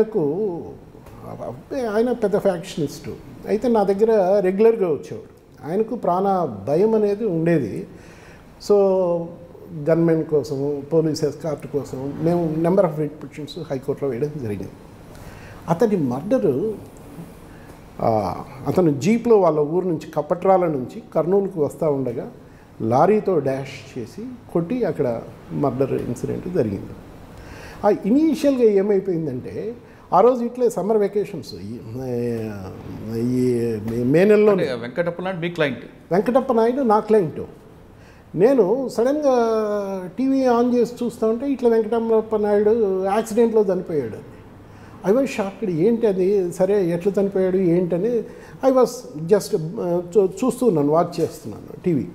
దాంట్లో ఏంటంటే ఎదురుగా లారీ వచ్చింది, లారీ వచ్చేసి కొట్టడం వల్ల ఈ విధంగా చనిపోయాడు అది దాని అంటే నేను కొంచెం కేర్ఫుల్గా ఇది చూసిన తర్వాత నాకు అది యాక్సిడెంట్ లాగా అనిపించలే. అంత లోపలికి ఎవరో టీవీ ఛానల్స్ వాళ్ళు ఫోన్ చేశారు, మీకు మొదటి నుంచి కపట్రాల వెంకటప్ప నాయుడు మీ క్లయింట్ కదా, మీరు ఆయనతో ఏదన్నా అనుబంధం పంచుకుంటారేమో, మీరు ఒకసారి స్టూడియోకి రావాలి. స్టూడియోకి వెళ్ళాను. వెళ్ళిన తర్వాత వాళ్ళు అడిగిన ఫస్ట్ క్వశ్చన్, మీకు ఆయనతో ఉన్న అనుబంధం చెప్పండి అంటే, నేను అనుబంధాల గురించి బంధాల గురించి నేను చెప్పను, బట్ ఈ జరిగిన ఇన్సిడెంట్ గురించి నేను చెప్తాను, ఇది మాత్రం యాక్సిడెంట్ కాదు. అప్పట్లో సౌమ్య మిశ్రా గారు అని చెప్పేసి డీజీ ఫ్యాక్షన్ జోన్ కర్నూలుకు ఉంది. అప్పటి వరకు గవర్నమెంట్ ఏంటంటే అది ఒక యాక్సిడెంట్కి ప్రజెంట్ చేస్తుంది. ఇది అసలు యాక్సిడెంట్ లాగా కనపడడం లేదు. నేను యాజ్ అన్ అడ్వకేట్ నేను చెప్తున్నాను, నా ఐకి నాకు అనిపించింది, నేను టీవీలో చూసిన దాని ప్రకారం అని చెప్పేసి ఏ విధంగా అనేది నేను ఎక్స్ప్లెయిన్ చేస్తూ వచ్చాను. It's not an accident but it is an incident, it's a pre planned incident, ఈ కారణాల వల్ల అది ఇదని చెప్పేసి. దాని తర్వాత నేను పర్హాప్స్ పోలీసులు ఏంటంటే నేను చెప్పిన దాని మీదనో లేదా వాళ్ళ ఇన్వెస్టిగేషను అల్టిమేట్గా ఏంటంటే నాది చెప్పిన సాయంకాలానికి ఏంటంటే ఇది లేదు, ఇది మర్డర్ అని చెప్పేసి మరి ఛార్జ్షీట్ వేయడం, దాని తర్వాత వాళ్ళ కన్విక్షన్ కూడా పడింది. దాంట్లో ఎవరెవరైతే చేశారో దాంట్లో కన్విక్షన్ కూడా పడింది. వాళ్ళు కూడా మరి హైకోర్టుకి అప్పీల్ వేశారు, appeal pending. Sir, Venkatappa Naidu కాకుండా ఇంకా చాలామంది మీ దగ్గర క్లయింట్లు వస్తుంటారు. కొంతమందికి మీరు జైలు నుంచి బయటికి తీసుకొస్తారు, దేవుడు ఇచ్చిన శిక్షలో వాళ్ళు బలి అవుతుంటారు. ఆ విధంగా బలి కాకుండా తిరిగి బయటకు వచ్చిన తర్వాత తిరిగి మళ్ళీ ఫ్యాక్షన్ నుంచి వెళ్ళే వాళ్ళు ఎవరు ఉంటారా? నాకు తెలిసినంతవరకు ఏంటంటే నేను చేసిన అన్ని కేసుల్లో ఎక్కడ కూడా ఏంటంటే ఒక కేసులో గెలిచిన తర్వాత అదే క్లయింట్ మళ్ళీ ఇంకో కేసు చేసి నా దగ్గరికి రావడం అయితే ఇంతవరకు జరగలేదు. ఓకే, సాధారణంగా జరగదు అది. పూర్తి హార్డ్ కోర్ ఎక్కడన్నా ఫ్యాక్షన్స్ ఉంటే తప్ప ఇప్పుడు రాయలసీమలో కూడా మీరు చూస్తూ ఉంటే గత 27 years నుంచి చూస్తూ ఉంటే ఫ్యాక్షన్ అనేది బాగా తగ్గిపోయింది. ఒకప్పటి మాదిరి లేదు. ఇప్పుడు అందరికి కూడా పేరెంట్స్కి ఏంటంటే వాళ్ళ పిల్లల్ని బాగా చదివించుకోవాలి, వాళ్ళని కూడా మంచి జాబ్స్లో చేర్పించాలి అన్న ఆలోచనలు మారిపోయి ఎడ్యుకేషన్ పెరిగిపోయే కొద్దీ, అవేర్నెస్ పెరుగుతున్న కొద్దీ ఆ ఫ్యాక్షన్ అనేది ఆటోమేటిక్గా తగ్గుతూ వస్తుంది. అంతరించిపోతుంది. అందులో చిక్కుకున్న తర్వాత బయటికి రావడం అనేది కష్టం కదా. ఒకప్పుడు ఉండేది ఆ పరిస్థితి, ఇప్పుడు బయటకు వస్తున్నారు. వాళ్ళల్లో కూడా ఏంటంటే థింకింగ్ మొదలైంది. ఎందుకు ఈ అనవసరమైన కక్షలు, కార్పణ్యాలు, పగలు ఇవన్నీ కూడా చేసుకోవాలన్న ఆలోచన అందరిలో కూడా మొదలవుతుంది. కానీ మీకున్న సర్వీస్లో ఎవరైనా డైరెక్ట్ మర్డర్ చేసి డైరెక్ట్ మీ దగ్గరకు వచ్చిన వాళ్ళు ఎవరు ఉన్నారు? ఒకవేళ వచ్చినా నేను తీసుకోను. డైరెక్ట్ నేను మర్డర్ చేశాను, ఇది నా తరఫున అప్పీర్ కండి అనేది ఎందుకంటే నేను అడగను. ఫస్ట్ నువ్వు చేసావా అని అడగను. ఒకవేళ ఎవరైనా వ్యక్తి పొరపాటున ఆ విధంగా చెప్పాడంటే నేను ఆ కేసు యాక్సెప్ట్ చేయి. అంటే కింద కోర్టులో కన్విక్షన్ వస్తేనే మీరు నేను యాక్సెప్ట్ చేస్తాను. అంతేగాని డైరెక్ట్ చేసి వచ్చాను సార్ కాపాడండి అన్నది నేను ఇంతవరకు ఏ కేసు తీసుకోలేదు. నా దగ్గరికి నేను చెయ్యలేదు సార్, మీరు నన్ను కాపాడండి అన్న కేసులే నేను తీసుకున్నాను. కొన్ని రంగారెడ్డి కోర్టులో, రెడ్ హిల్స్ క్రిమినల్ కోర్టులో కూడా ట్రయల్ చేసిన కేసులో కన్విక్షనే కాదు, అవి కూడా ఆర్గ్యూ చేసిన సందర్భాలు ఉన్నాయి. ఏ క్లయింట్ను నాకుగా నేను అడగను నువ్వు చేసావా అనేది ఫస్ట్. రెండోది అతనంతకు అతను చెప్పడు. ఒకవేళ చెప్పాడనుకోండి నేను చేశాను, అటువంటి కేసు నేను తీసుకున్నాను. అది కొన్ని దగ్గర కొంతమంది దగ్గరికి డైరెక్ట్గా మర్డర్ చేసి నన్ను కాపాడండి అంటూ వచ్చే కేసులు కూడా చాలా చూస్తుంటాం. ఆ అడ్వకేట్లే మీడియాకి లీక్ చేస్తుంటారు కూడా. అది ఇప్పుడు ఎలా ఉంటుందంటే, ఇప్పుడు పరిటాల రవి మర్డర్ జరిగింది. పరిటాల రవి మర్డర్ జరిగిన తర్వాత అక్యూజ్డ్ పలానా వాళ్ళు చేసిండొచ్చు అన్నది మీడియాలో కానీ అన్ని చోట్ల కానీ వస్తూ వచ్చింది.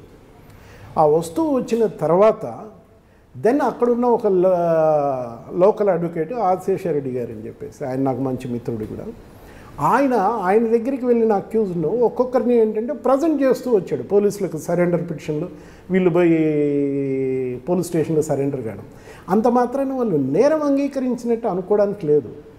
ఎందుకంటే ఒక్కసారి నేర ఆరోపణ వచ్చిన తర్వాత తప్పించుకొని తిరగడం అనేది సాధ్యం కాదు. సినిమాల్లో చూస్తూ ఉంటాం, ఇది చట్టానికి ఉన్న హ్యాండ్ చాలా పెద్దది అని, లాంగ్ హ్యాండ్ అని. అదేవిధంగా లా ఏంటంటే we cannot under estimate the law agencies కూడా. సో డెఫినెట్గా ఎప్పుడో ఒకసారి ఎవరినో ఒకరిని ఖచ్చితంగా అరెస్ట్ చేస్తారు, దొరకకుండా ఎవ్వరూ తిరగలేరు.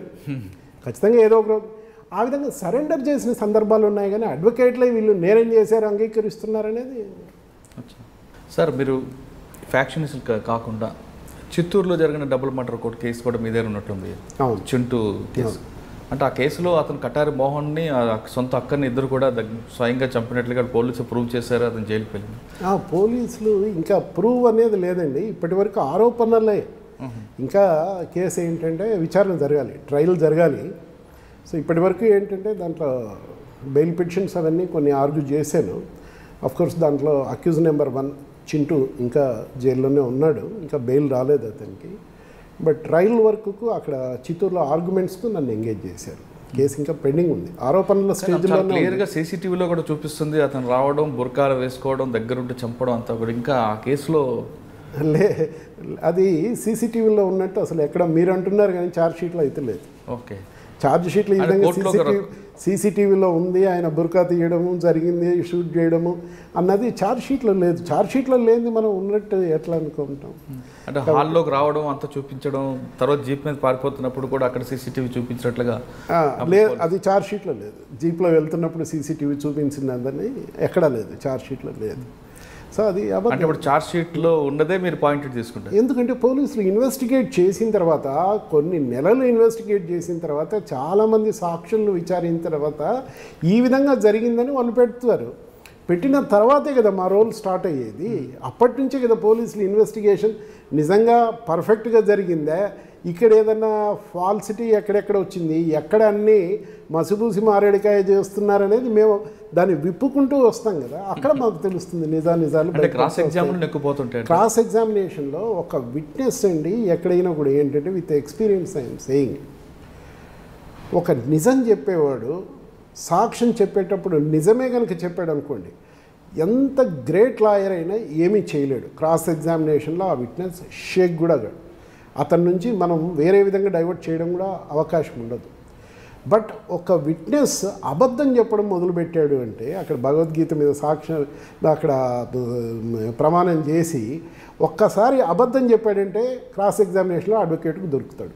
అక్కడి నుంచి ఇంకా అబద్ధాల మీద అబద్ధాలు చెప్తూ దొరికిపోతాడు విట్నెస్. కానీ విట్నెస్ నిజం చెప్పే విట్నెస్ని ఏ అడ్వకేట్ ఏమీ చేయలేడు. కానీ భయపడి కొంతమంది వెళ్ళే అవకాశాలు కూడా కనిపిస్తుంటాయి. అది భయపడేది అనేది అది పోలీసు చూసుకోవాలి. అతన్ని భయపడకుండా కోర్టుకు వచ్చి తెచ్చి అతని చేత సాక్ష్యం చెప్పించాల్సిన బాధ్యత పోలీసుది. కానీ విట్నెస్లు ఎక్కువ మంది ఉంటే కేసు కూడా వీగిపోయే అవకాశాలు ఉన్నాయని అంటుంటారు. అవును, ఎందుకంటే ఒక విట్నెస్కు ఇంకో విట్నెస్కు పొంతన కరెక్ట్గా రావాలి కదా. ఎక్కువ మంది విట్నెస్లు పెట్టినప్పుడు ఆ పొంతన అనేది పర్ఫెక్ట్గా లైన్ అనేది చైన్ అనేది ఎక్కడ మిస్ కాకుండా పర్ఫెక్ట్గా రావాల్సి ఉంటుంది. ఎక్కడైతే ఒకరి ఇద్దరు విట్నెస్లు పొరపాటున ఏదైనా వాళ్ళ విక్టిమ్స్ బంధువులు కావడం వల్ల కానీ లేదా వాళ్ళ ఫ్రెండ్షిప్ దేనివల్లనో వాళ్ళకు మేలు చేద్దామని 1-2 అబద్ధాలు చెప్పారనుకోండి, కేసు దెబ్బతినడం మొదలవుతుంది. క్రాస్ ఎగ్జామినేషన్లో బయటపడి సో లింక్ అంతా డిస్ట్రాయ్ అవుతుంది కదా, చైన్ దెబ్బతింటుంది. కాబట్టి ఎక్కువ విట్నెస్లు అనేది ఒక ఫండమెంటల్గా ఏంటంటే పోలీసులు పబ్లిక్ ప్రాసిక్యూటర్స్ చూసుకోవాలి. తక్కువ విట్నెస్లు పకడ్బందీ సాక్ష్యం అది వాళ్ళ మీద ఆధారపడి. సార్ మీరు చేస్తున్న మొత్తం సర్వీస్లో కేసులు యాక్టివేట్ అయిపోవడానికి ల్యాక్ ఆఫ్ ఇన్వెస్టిగేషనా, ల్యాక్ ఆఫ్ విట్నెసా, లేదా ఇంకా వేరే రీజన్ అని కనిపిస్తుంటుంది? కేసుల్లో అక్విటల్ రావడానికి సాధారణంగా ఏంటంటే ఫాల్స్ ఇంప్లికేషన్స్ అవాయిడ్ చేయాలి. నిజంగా చేసిన వాళ్ళను మాత్రమే పెట్టుకుంటూ వస్తే కేసుల్లో అక్విటల్స్ కొద్దిగా తగ్గుతాయి. 2, ఇన్వెస్టిగేషన్ చేసేది పోలీసులు వాళ్ళకి ఏంటంటే ఈ మధ్యకాలంలో నెంబర్ ఆఫ్ డ్యూటీస్, ఒక పక్క లా అండ్ ఆర్డర్, ఒక పక్క క్రైము, వాళ్ళు ఏంటంటే వాళ్ళకు బందోబస్తు డ్యూటీసు, వాళ్ళకు కూడా వర్క్ ప్రెషర్ చాలా ఉండడం వల్ల ఒక్కోసారి ఇన్వెస్టిగేషన్లు సరిగ్గా చేయలేకుండా ఉన్నారు. ఆ ఇన్వెస్టిగేషన్లు సరిగ్గా చేయలేకపోవడం వల్ల కూడా అక్విటల్స్ రావడానికి. 3వది ఏంటంటే తీసుకొచ్చిన సాక్షులు అక్కడ బాక్స్లోకి వచ్చిన తర్వాత నేను ఇంతకుముందు చెప్పాను చూడండి, వాళ్ళు చెప్పాల్సినంత చెప్పకుండా ఇంకా కొంచెం ఎక్కువ చెప్పడమో తక్కువ చెప్పడమో పొరపాట్లు చెప్పడమో, సో సాక్షుల్లో కోఆర్డినేషన్ సరిగ్గా లేకపోవడం, పొంతన లేకపోవడం వాళ్ళు చెప్పే విషయాల్లో అక్కడ, లేదా మెడికల్ ఎవిడెన్స్కు టాలీ కాకపోవడం, అంటే డాక్టర్స్ పోస్ట్మార్టం రిపోర్టు కానీ దాన్ని ఒక్కోసారి ఏంటంటే జడ్జెస్లో కనుక ఎవరైతే కేసును డిసైడ్ చేస్తున్నారో ఆ జడ్జెస్ సాధారణంగా ఏంటంటే జడ్జిలో స్ట్రెంగ్త్ లేనప్పుడు, అంటే పర్సనల్ స్కిల్స్, ఇంటెలిజెన్స్, నాలెడ్జ్ దాంట్లో స్కిల్ లేనప్పుడు అటువంటి వాళ్ళంతా ఏంటంటే సాధారణంగా కన్విక్షన్ వేసేస్తారు, అక్విటల్ చేయరు. వాళ్ళ జడ్జి ఏంటంటే అక్విటల్ రాయాలంటే ఆ జడ్జి రిక్వైర్స్ గ్రేట్ నాలెడ్జ్. ఒక కేసు నుంచి, క్రిమినల్ కేసు నుంచి ముద్దాయిల మీద కేసు కొట్టేయడానికి it requires lot of competence. But conviction వేయడానికి ఈజీ. సో సాధారణంగా తక్కువ స్టాండర్డ్ ఉన్న జడ్జెస్ ఏంటంటే ముందు కన్విక్షన్ వేసేసి మళ్ళీ హైకోర్టు చూసుకుంటుందిలే అనుకుంటారు. మాకు అటువంటి ఏంటంటే కొంచెం మాకు అస్త్రాలు మాకు వరంగా మారిపోతాయి. కానీ శిక్ష పడాలి అనుకుంటే పోలీసు వైపు నుంచి మీరు ఇచ్చే సూచనలు ఏంటంటే పోలీసులు ఇన్వెస్టిగేషన్ పర్ఫెక్షన్ ఉండాలి. 2, ఎటువంటి ఇన్ఫ్లుయెన్సెస్కు లొంగకూడదు. నిజంగా నేరం చేసిన వాళ్ళను మాత్రమే పెట్టాలి. అమాయకులను మాత్రం వాళ్ళని బలి చేయడానికి వాళ్ళేదో ఎవరో ప్రోద్బలమో ఎవరో తప్పుడు రియల్గా ఇన్వెస్టిగేషన్ సరిగ్గా చేయకుండా వాళ్ళనందరినీ ఇంప్లికేట్ చేసి ఒకరికి 10 మంది సంఖ్య చేరుద్దాం, సంఖ్యాబలాన్ని అక్యూజ్డ్ కింద పెంచుకుంటూ పోదాం. అక్కడ పోలీస్కి కన్విక్షన్ రేట్ పెరగాలనుకుంటే పబ్లిక్ ప్రాసిక్యూటర్తో సంబంధాలు ఉంటే బాగుంటాయి అంటారా, లేదా వాళ్ళకి ఇండిపెండెంట్గా చేసుకుంటూ వెళ్తే బాగుంటుంది? పోలీసులకు కన్విక్షన్ రేటు పెరగాలనేది కాదు మనం కోరుకోవాల్సింది, సొసైటీలో క్రైమ్ తగ్గాలని కోరుకోవాలి. సొసైటీలో క్రైమ్ ఏ విధంగా తగ్గుతుంది అన్న దాని మీద పోలీసులు కాన్సన్ట్రేట్ చేయాలి. అసలు క్రైమే జరగకుండా ఉంటే కన్విక్షన్ల వరకు అవసరం లేదు కదా. క్రైమ్ ఏ విధంగా జరగకూడదు అన్నది ఆ రకంగా ఏంటంటే ప్రజల్ని ఎడ్యుకేట్ చేస్తూ పోవాలి. దానికి తగినట్టు మీడియా కానీ ఇవన్నీ కూడా సహకరించాలి. మీడియాలో కూడా ఏంటంటే ఈ మధ్య క్రైమ్ దాంట్లో చూపించిన దాని మీద ఉన్న ఇంట్రెస్ట్ మీడియాకు మిగిలిన ఇన్సిడెంట్స్ మీద చూపించకుండా ఉన్నాయి. What is good in the society media is not showing, what is bad in the society దాన్ని కంటిన్యూస్గా చూపించి రేటింగ్స్ పెంచేస్తుంది అక్కడ. ఎందుకంటే ఎవరి రెస్పాన్సిబిలిటీ ఏంటంటే ప్రతి సిటిజన్ మీద ఆ రెస్పాన్సిబిలిటీ ఉంది క్రైమ్ రేట్, ఇంక్లూడింగ్ మీడియా.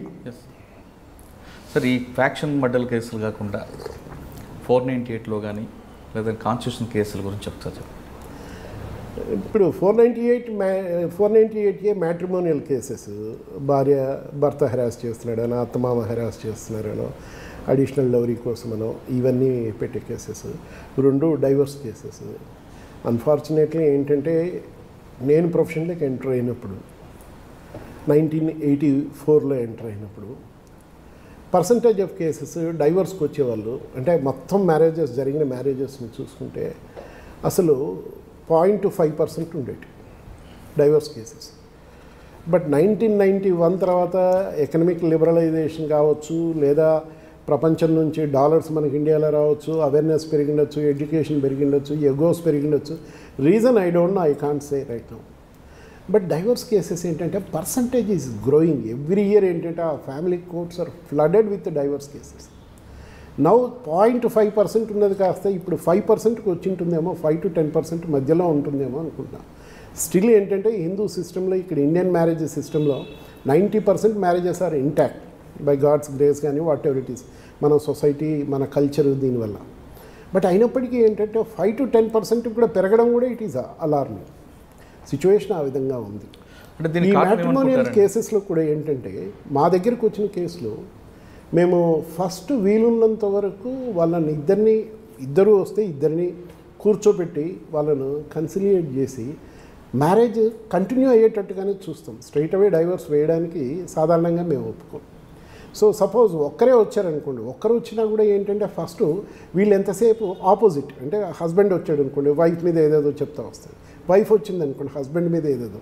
మేము ఫస్ట్ వాళ్ళని ఏంటంటే మాట్లాడే తీరు మాది ఎట్లుంటుందంటే ఇతని తప్పులు ఎత్తి చూపింది. సపోజ్ హస్బెండ్ వచ్చాడు అనుకోండి, లేదు నువ్వు ఈ విధంగా ఎందుకు చేసావు, ఆ విధంగా ఎందుకు చేయలేదు, ఈ విధంగా ఎందుకు అడ్జస్ట్ కాలేదు, మేము ముందు ఇతని తప్పులు ఎత్తి చూపిస్తాం. ఇతనిలో ఒక మానసిక పరివర్తన ఇతని ఎక్స్పోజ్ చేసి రియలైజేషన్కు ముందు స్కోప్ ఉండేటట్టు, వచ్చిన వెంటనే తయారు చేసి వేసేయడం కూడా ఉండదు. మేము ఒక సఫిషియంట్ టైం ఇచ్చేసి అతన్ని ఆలోచింపజేసి అప్పటికీ ఏంటంటే బలమైన కారణాలు ఉంటేనే కోర్టు వరకు వెళ్ళేదానికి అవకాశం.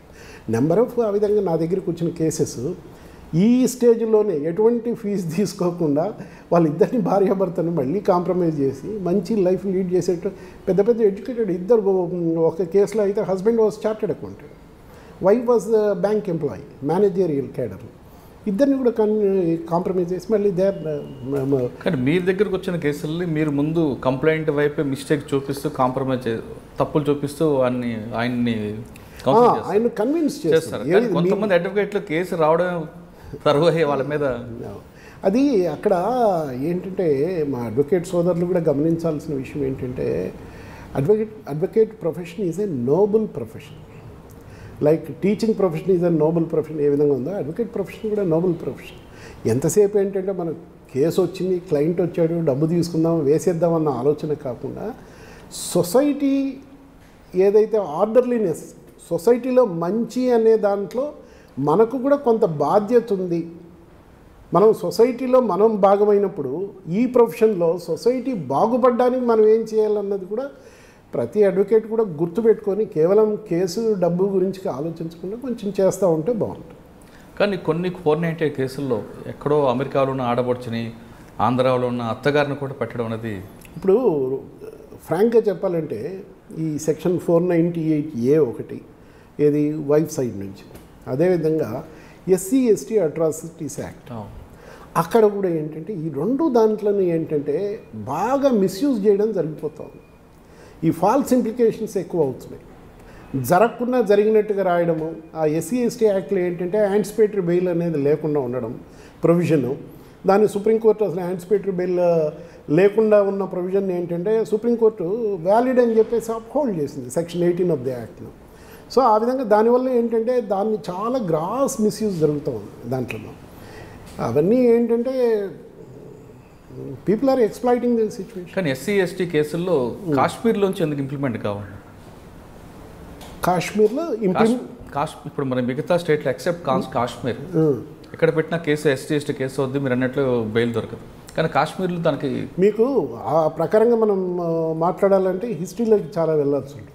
ఇప్పుడు ఎందుకంటే జమ్మూ కాశ్మీర్ ఎప్పుడైతే ఇండియాతో యాక్సీడ్ అయిపోయిందో అప్పట్లో ప్రైమ్ మినిస్టర్ నెహ్రూ గారు, ఆ నెహ్రూ గారి టైంలో ఏంటంటే జమ్మూ కాశ్మీర్ దాని వరకు ఒక స్పెషల్ ప్రతిపత్తి అనడం ఇవ్వడము, ఆర్టికల్ 370 వాళ్ళకి ఏంటంటే ఒక సపరేట్ స్టేటస్ ఇవ్వడం వల్ల ఇండియన్ చట్టాలన్నీ కూడా ఆటోమేటిక్గా అక్కడేం వర్తించదు. మళ్ళీ వాళ్ళ లెజిస్లేచర్ ఏంటంటే ఇండియన్ లాస్ను అడాప్ట్ చేసుకుంటూ మళ్ళీ వాళ్ళకు లెజిస్లేషన్ చేయాలి వాళ్ళ అసెంబ్లీలో పెట్టుకొని, అప్పుడే ఇండియన్ చట్టాలు వర్తిస్తాయి. ఇప్పుడు అన్ఫార్చునేట్ సిచ్యువేషన్ ఏంటంటే ప్రైమ్ మినిస్టర్ ఆఫ్ ఇండియా అక్కడికి వెళ్ళి ఒక సెంటు భూమి కొనలేడు. మనలాంటి వాళ్ళని వెళ్ళి అక్కడ సొంతంగా ఏ ప్రాపర్టీ కొనలేము. అప్పట్లో నెహ్రూ టైంలో అది ఆ డెసిషన్ అది మరి ఎందుకు తీసుకున్నారు ఏంటో మరి వాళ్ళకి తెలుసు ఆ టైంలో, బట్ అటువంటి నిర్ణయం తీసుకున్నారు. సో ఈ ఎస్సీ ఎస్టీ యాక్ట్ ఏంటంటే వాళ్ళు అడాప్ట్ చేయలేదు అక్కడ, కాబట్టి ఇలా అనేది అక్కడ అప్లై కాదు. అందుకని ఆర్టికల్ 370 ఉండాలా తీసేయాలనేది ఇప్పుడు బహిరంగంగా చర్చ జరుగుతుంది. ఓకే సార్, 498తో పాటు 497 కావాలని కొంతమంది కోరుతున్నారండి. భార్య బాధితుల సంఘం ఉండొచ్చు, అది కూడా నిజమే ఉంటుంది. భార్య బాధితులు కూడా చాలామంది ఉంటారు. సార్ మీకు మొత్తం టోటల్ మీ కెరియర్లో 498 సెక్షన్ కేసులు మీ దగ్గరికి స్టార్టింగ్లో 0.05 ఎంత వచ్చింది? 0.05. 498A కాకుండా డైవర్స్ కేసులు. కానీ క్రమేపీ దాని సంఖ్య పెరుగుతూ వచ్చింది. దానికి మీరు 2 కారణాలు చెప్తున్నారు. 1990 తర్వాత గ్లోబలైజేషన్ అవ్వడం, మహిళలకి ఎక్కువగా ఫ్రీడమ్ రావడం, వాళ్ళు కూడా ఉద్యోగాలు చేయడం, అది అవ్వచ్చు అంటారా? లేదా ఉమ్మడి కుటుంబ వ్యవస్థ క్రమేపీ తగ్గిపోవడం కూడా కారణం కావచ్చు అంటారా? ఉమ్మడి కుటుంబ వ్యవస్థ తగ్గిపోవడం కూడా ప్రధానమైన కారణం. ఇప్పుడు దానివల్ల ఉమ్మడి కుటుంబ వ్యవస్థ తగ్గిపోవడం వల్ల నాట్ ఓన్లీ ఈ మ్యాట్రిమోనియల్ డిస్ప్యూట్సే కాదు, సెవరల్ అదర్ ప్రాబ్లమ్స్. ఇప్పుడు కొన్ని ఆశ్చర్యకరంగా ఉంటాయి. అసలు న్యూస్ పేపర్స్లో చదువుతూ ఉంటే తల్లిని చంపిన కొడుకు, తండ్రిని చంపిన తనయుడు, అన్నను చంపిన తమ్ముడు, భార్యను చంపిన భర్త, భర్తను చంపించిన భార్య, ఇవన్నీ ఏంటంటే ఒకప్పటి ఉమ్మడి కుటుంబ వ్యవస్థ, ఒకప్పటి మన ఎడ్యుకేషన్.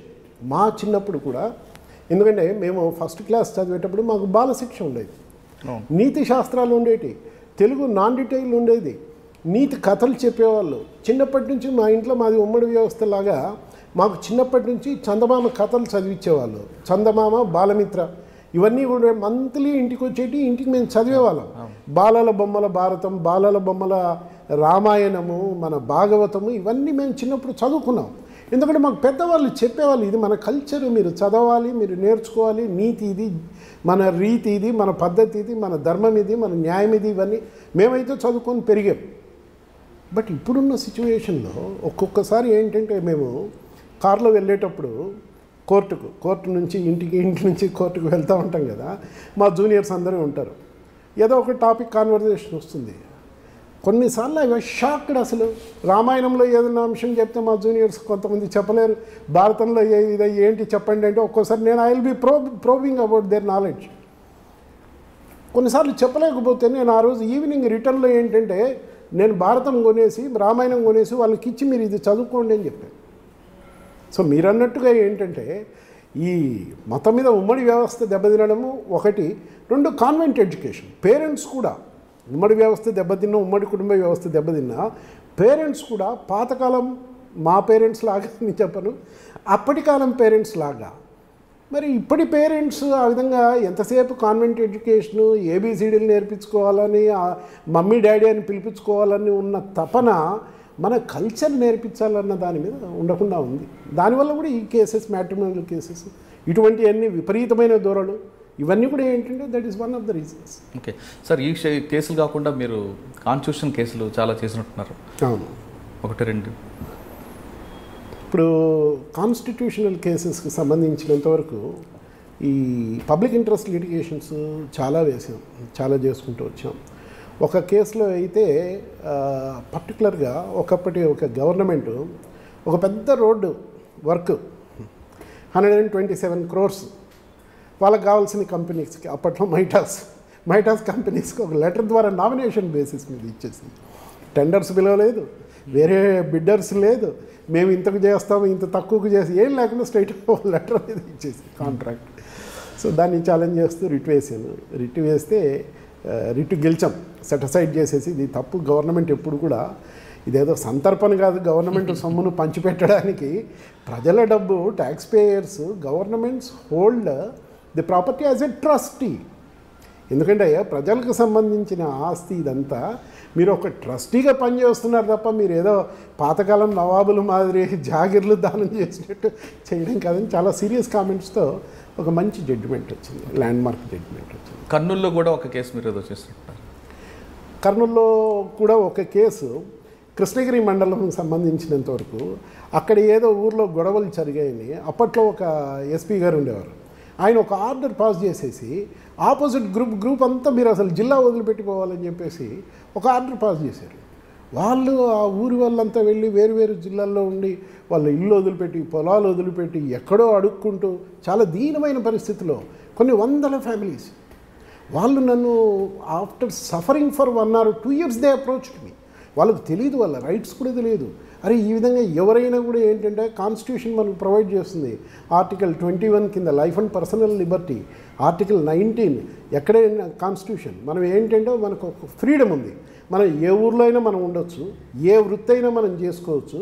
మనకు రాజ్యాంగం కల్పించిన హక్కులు ఇక్కడ ఉండకూడదు అనేది అటువంటి ఆర్డర్స్ పాస్ చేయడం అనేది రాజ్యాంగ విరుద్ధం. వాళ్ళు వచ్చి నాకు చెప్పిన తర్వాత షాకింగ్ అనిపించింది. సో ఇమీడియట్గా నేను హైకోర్టులో రిట్ పిటిషన్ వేసాను. ఆ రిట్ పిటిషన్ గెలిచి ఆ ఎస్పీ ఆర్డర్ని చాలా తప్పులు పడుతూ హైకోర్టు తీర్పు ఇచ్చేసి వాళ్ళని, ఎందుకంటే వీళ్ళని ఊరు నుంచి తరిమేసి వీళ్ళ ఆపోజిట్ వాళ్ళు వీళ్ళ పొలాలు ఆక్రమించి వాళ్ళు పంటలు వేసుకోవడం మొదలుపెట్టారు. ఒక్క ఎస్పీ చేసిన పొరపాటుతో మళ్ళీ మేము గెలిచిన తర్వాత వాళ్ళందరూ మళ్ళీ వాళ్ళ ఊరు వెళ్ళారు. వాళ్ళు మళ్ళీ వ్యవసాయము వాళ్ళ ఇళ్ళల్లో వాళ్ళు. కానీ కొన్నిసార్లు సిటీ పోలీస్ కమిషనర్ అవ్వచ్చు లేదా జిల్లా ఎస్పీ కూడా వాళ్ళకు రైట్స్ ఉన్నాయి కదండి. అతను రౌడీ షీటర్ అయినా మర్డర్లు చేస్తూ అతనికి సిటీ నగర బహిష్కరణ చేసే అవకాశం ఉంది కదా. మీకు స్పెషల్ సందర్భాల్లో, ఎందుకంటే రీసెంట్గా స్వామి పరిపూర్ణానంద స్వామి అదే వచ్చు కత్తి మహేష్, అది 1-2 సందర్భాల్లో జరిగిన సందర్భాలు. కానీ అది ఆర్బిటరీగా ఎక్సర్సైజ్ చేయకూడదు కదా. ఏదంటే అది నాకు నచ్చలేదు నువ్వు వదిలిపెట్టే. పరిపూర్ణానంద గారికి నగర బహిష్కరణ కరెక్ట్ అంటారా? తప్పు. ఆ సందర్భంలో అప్పుడు ఇచ్చింది, అందుకని హైకోర్టు అలో చేసింది కదా. అది తప్పని చెప్పింది కదా గవర్నమెంట్ తీసుకున్న డెసిషన్ పరిపూర్ణానంద స్వామి. అందుకని పరిపూర్ణానంద స్వామి మళ్ళీ వెంటనే he was back in Hyderabad. అంటే ఒక వ్యక్తిని కంట్రోల్ చేయలేని వ్యవస్థ నగర బహిష్కరణ చేయడం వల్ల అది దానికి ఏమైనా అది సరైన పద్ధతి కాదు. నన్ను అడిగితే అది తప్పది. అప్పుడు గవర్నమెంట్ అటువంటి నిర్ణయం తీసుకోవడం పొరపాటు. అందుకనే హైకోర్టు కొట్టేసింది. ఓకే సార్, ఈ కేసులు కాకుండా టోటల్గా మీ సర్వీస్లో మీ దగ్గరకు వచ్చిన కేసు అంటే కింద కోర్టులో కన్విషన్ తీసుకొని మీ దగ్గరకు వచ్చిన తర్వాత అక్యురేట్ అయిపోయే కేసులు ఉన్నాయా, లేదా కన్విషన్ కూడా కంటిన్యూ అయిన కేసులు ఏమైనా ఉన్నాయా? కింద కోర్టు ఇచ్చిన తీర్పుని పై కోర్టు కూడా సమర్థించిన కేసులు ఉన్నాయి, అవి కూడా ఉన్నాయి. కానీ నా అదృష్టం కొద్దో లేకుంటే నా క్లయింట్స్ అదృష్టమో వాటి నేను తీసుకున్న కేసులో ఎక్కువ భాగం 90% అక్విటల్స్ వచ్చినవి ఉన్నాయి. కన్విక్షన్ పడిన కేసులు కూడా ఒక 10% ఉన్నాయి. రీసెంట్గానే ఒకటి చేశాను కేసు. కరీంనగర్లో ఏంటంటే అతన్ని కేసు ఏంటంటే భార్యాభర్త కలిపి ఒక ఆమె అప్పు అడగడానికి వస్తే ఆమె ముందు అప్పు ఇచ్చింది.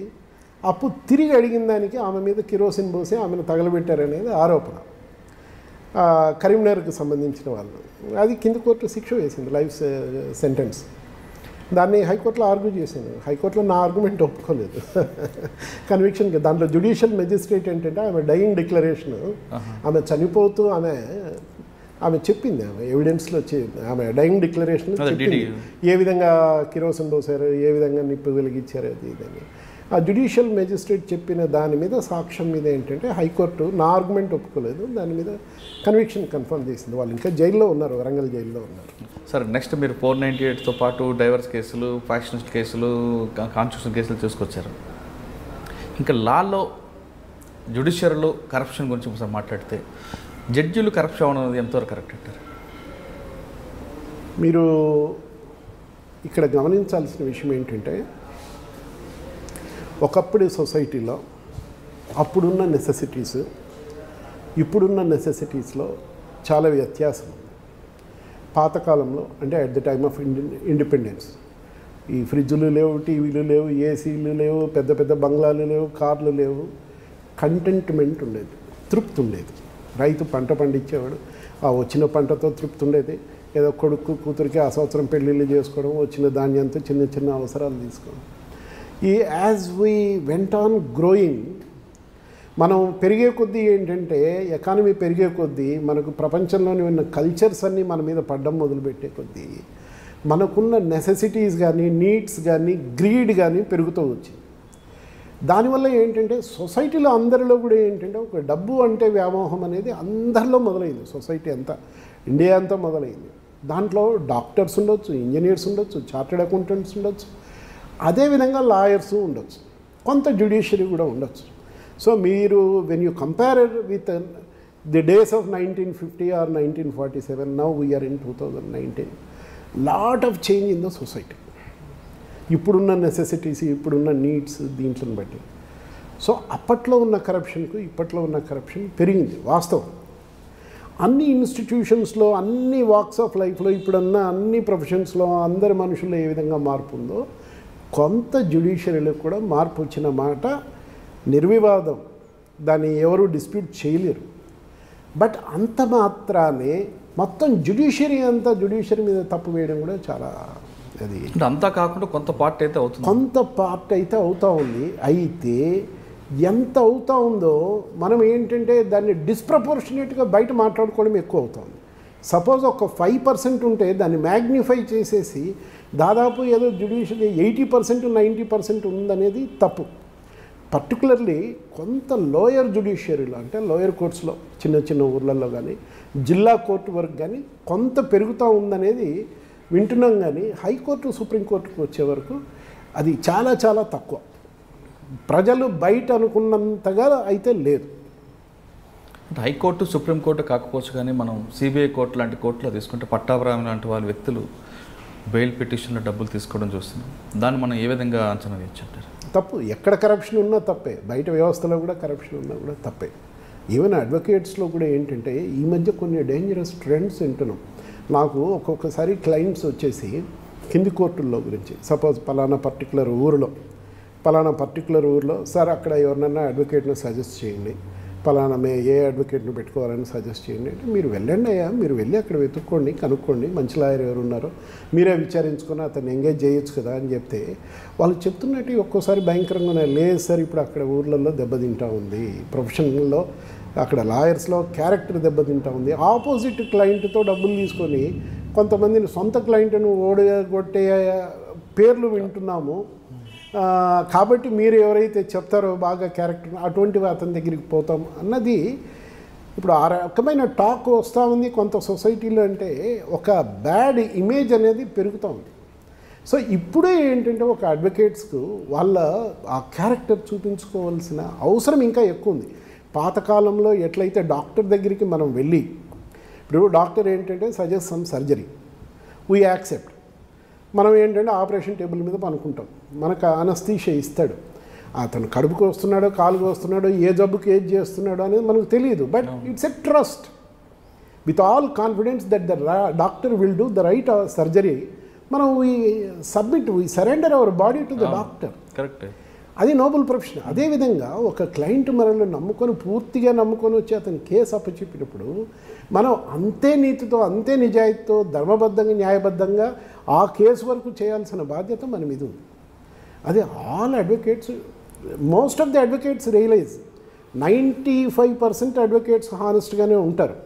ఆ మిగిలిన 5% ఎవరు ఉన్నారో వాళ్ళు కూడా ఏంటంటే ఆ విధంగా కొంచెం ఇప్పుడు క్లయింట్ మనకు ఎప్పుడైతే ఇచ్చాడో కేసు, మనం ఆ కేసుకు జస్టిస్ చేయాలన్న ఆలోచన ఉండాలి తప్ప ఏదో క్షణికంగా ఏదో డబ్బు కోసమో ఇంకో దానికోసమో ఎవరో ఇన్ఫ్లుయెన్స్కి లొంగో చేయడం, అన్యాయం చేయడం మొదలు పెడితే మాత్రం అది మంచి పద్ధతి కాదు. సార్, ఇప్పుడు మీరు చేసిన కేసుల్లో పాటు ఇప్పుడు తెలుగు రాష్ట్రాల మధ్య నడుస్తున్న ఒక కేసు కనిపిస్తుందండి, డేటా చోరీ కేసు. ఆ కేసులో కొంతమంది జరిగింది ఎఫెన్స్ ఆంధ్రప్రదేశ్ నష్టం కాబట్టి ఆంధ్రప్రదేశ్లోని కంప్లైంట్ ఇవ్వాలని కొంతమంది అంటే, కానీ జరుగుతున్నది హైదరాబాద్లో కాబట్టి ఇక్కడ కూడా కంప్లైంట్ ఇవ్వచ్చు అని మరికొంతమంది అంటున్నారు. కానీ ఇంకొక వర్గం అసలు ఆధార్ కంపెనీ వాళ్ళే ఇవ్వాలి తప్ప వేరే వాళ్ళకి అవకాశం లేదు అంటారు. అసలు ఏం జరిగి ఉండొచ్చు, ఏం చేయొచ్చు అంటారు? ఒకటండి, ఒక fundamental principal, criminal law can be set in to motion by anybody. Criminal complaint అనేది కేవలం బాధితుడే ఇవ్వాల్సిన అవసరం లేదు. ఈవెన్ అన్ ఆన్ లుక్కర్, ఇప్పుడు నడి రోడ్డు మీద ఏదో ఇన్సిడెంట్ జరుగుతూ ఉంది, ఒకతను ఇంకో అతన్ని చంపడమో ఏదో చేస్తున్నాడు, నాకు సంబంధం లేదు అది యాక్చువల్గా, అది ఎవరో ఏమో తెలియదు, ఏ అండ్ బి మధ్య జరుగుతూ ఉంది, but still I have noticed it, I can go and give the complaint to the police. అక్కడ పోయి ఈ విధంగా జరిగింది, మీరు చూడండి, దాన్ని క్రైమ్ బుక్ చేసుకోండి అని చెప్పచ్చు. సో ప్రతి ఒక్కరిది అది బాధ్యత కూడా, ఒక సిటిజన్ది బాధ్యత కూడా. సో కేవలము ఆధార్ వాళ్ళే ఇవ్వాలి, వేరే వాళ్ళు ఇవ్వడానికి లేదు అనేది మాత్రం అది తప్పు, అది కరెక్ట్ కాదు. రెండోది, ఇక్కడ హైదరాబాద్లో చేయొచ్చా చేయకూడదా అని అంటే ఆ కంపెనీ ఉన్నది ఇక్కడ, మొత్తం జరిగిన వ్యవహారం అంతా ఇక్కడ, అసలు ఆంధ్రాలో కాదు ఇవ్వాల్సింది ఇక్కడే. సో రైట్ ఆంధ్రప్రదేశ్ కదండి, నష్టం ఎవరైనా కావచ్చు. ఇప్పుడు ఒక ఢిల్లీ అతను వచ్చేసి ఇక్కడ ఏదైనా ఇన్సిడెంట్ చేసి మళ్ళీ ఢిల్లీ పారిపోయాడు అనుకోండి, ఇక్కడే జరుగుతుంది కేసు. ఇప్పుడు ఒక ఫారినర్ వచ్చారు, ఇది కేసీఆర్ గారు ఇచ్చిన ఎగ్జాంపుల్. ఒక ఫారినర్ వచ్చాడు, ఇక్కడ చార్మినార్ చూడడానికి వచ్చాడు, పర్సు పోగొట్టుకున్నాడు, ఆయన వాళ్ళ కంట్రీకి వెళ్ళిపోయి ఇస్తాడా, ఇక్కడ చార్మినార్ పోలీస్కి ఇస్తాడా? చార్మినార్ పోలీస్కి అంతే. అదేవిధంగా అక్కడ అల్లేజ్డ్ ఇన్సిడెంట్ ఏంటంటే ఇక్కడ హైదరాబాద్లో జరిగింది కాబట్టి హైదరాబాద్ పోలీసులకు ఇవ్వడం అది కరెక్ట్, రిజిస్టర్ చేయడం కూడా కరెక్ట్, దాంట్లో ఎటువంటి తప్పు ఏం లేదు. ఓకే సార్, ఇంకా ఫైనల్గా తీసుకుంటే మీరు కడప జిల్లా నుంచి మీ ప్రస్తావన ప్రారంభమైంది. కడప జిల్లా అనగానే ఫస్ట్ వచ్చే అందరికీ గుర్తుకొచ్చే పేరు రాజశేఖర రెడ్డి గారు. ఆ కుటుంబంతో మీకున్న సాన్నిధ్యం విధంగా? ఆ కుటుంబంతో సాన్నిహిత్యం అంటే యాక్చువల్గా రాజశేఖర రెడ్డి గారు నా పెళ్ళికి వచ్చారు. He was one of the guest invited by us. జమ్మలమడుగులో నా పెళ్ళి జరిగింది. పెళ్లి కొడుకుగా ఉన్నప్పుడు నేను రాజశేఖర రెడ్డి గారు ఒకటే టేబుల్ మీద భోజనం కూడా చేశాను. దాని తర్వాత రాజశేఖర రెడ్డి గారితో పర్సనల్గా ఏంటంటే కొంత టచెస్, కొన్ని కేసెస్ దాంట్లో చేయడం అది ఇది జరిగింది. దాని తర్వాత ఇటీవల రాజశేఖర రెడ్డి గారు చనిపోయిన తర్వాత కూడా ఏంటంటే వైఎస్ఆర్సీపీ వచ్చిన తర్వాత ఈ తెలుగుదేశం పార్టీ ఏంటంటే జన్మభూమి కమిటీస్ అని చెప్పేసి అడ్డగోలుగా ఏంటంటే సంతర్పణ చేయడం, వాళ్ళకే చేసుకోవడం, దాంట్లో మీద కూడా ఏంటంటే కేసుకు సంబంధించి అవినాష్ రెడ్డి గారు, కడప ఎంపీ వైఎస్ అవినాష్ రెడ్డి గారి దగ్గరికి నా దగ్గరికి రావడం జరిగింది. ఆ కేసెస్ తయారు చేసి సుప్రీంకోర్టులో వేశాం. సుప్రీంకోర్టు ఇనీషియల్గా ఆర్గ్యుమెంట్స్ విని మళ్ళీ ఆ నోటీసులు ఆర్డర్ చేసిన తర్వాత మళ్ళీ హైకోర్టులోనే వేయమన్నారు. సో హైకోర్టులో వేసాం. దానివల్ల ఏంటంటే జన్మభూమిల దాంట్లో జడ్జెస్ కూడా అప్పుడు నాగార్జున రెడ్డి గారు కొంత సీరియస్గా తీసుకోవడం, కొన్ని స్ట్రిక్చర్స్ రాయడం, కొన్ని షార్ప్ కామెంట్స్ పాస్ చేయడం, అవన్నీ కూడా జరిగాయి. సో ఆ విధంగా వైఎస్ అవినాష్ రెడ్డి గారు బాగానే ముఖ్యం. ఓకే, విజయసాయి రెడ్డి గారు దాని గురించి చాలాసార్లు నాకు ఫోన్లు చేసి మాట్లాడడం, అడ్వైజులు తీసుకోవడం జరిగింది. అంటే ఆ కుటుంబంతో మీకు సాన్నిధ్యం కొనసాగుతుందంటారు? ఆ కుటుంబం ఇప్పుడు ఏదైనా కూడా ఏంటండి, ఒక లాయర్గా మమ్మల్ని నమ్ముకొని ఎవరు వచ్చినా వాళ్ళకి చిత్తశుద్ధిగా చేసి పెట్టారు. మేము సిన్సియర్గా మమ్మల్ని నమ్ముకున్న క్లయింట్కి సిన్సియర్గా with all hard work, devotion, honesty and integrity we have to discharge our duties. That is మా గురువులు మాకు నేర్పించినది అది, ఆ ప్రిన్సిపల్. ఆ ప్రిన్సిపల్ మా ప్రొఫెషన్, మా జీవితాంతం ఉంటుంది. నేను ప్రొఫెషన్లో ఉన్నన్ని రోజులు ఎవరైతే నన్ను నమ్ముకొని వస్తారో వాళ్ళకు ఫుల్ జస్టిస్, అంటే వాళ్ళ కేసుకి ఏంటంటే పూర్తి న్యాయపరంగా, ధర్మపరంగా ఏ విధంగా ఏంటంటే ఎటువంటి ఆర్డర్ రావాలో అది ఇప్పించాల్సిన బాధ్యత మా మీద ఉంటుంది. ఆ ట్రస్ట్ని ఎక్కడా మేము కూడా ఎప్పుడూ వమ్ము చేయలేదు. మాకు ఇంతవరకు చేయబోము కూడా. ఇంతవరకు డెవలప్ అయ్యామంటే మా గురువులు నేర్పించిన ప్రిన్సిపల్ వల్ల. ఆ ప్రిన్సిపల్ అనేది జీవితాంతం ఉంటుంది. ఏ పార్టీ అయినా కావచ్చు, ఏ వ్యక్తి అయినా కావచ్చు, ఎటువంటి మనిషి అయినా కావచ్చు, మమ్మల్ని నమ్ముకొని వచ్చిన తర్వాత వాళ్ళకి చిత్తశుద్ధిగా చేసి పెట్టాల్సిన బాధ్యత మా మీద ఉంటుంది. That's what I'm doing. Okay sir, ఆ చిత్తశుద్ధి బీలో కనిపిస్తుంది. రాబోయే అడ్వకేట్లకి మీరు ఇచ్చే మెసేజ్ ఏంటంటే? రాబోయే అడ్వకేట్లకు కూడా ఇదే.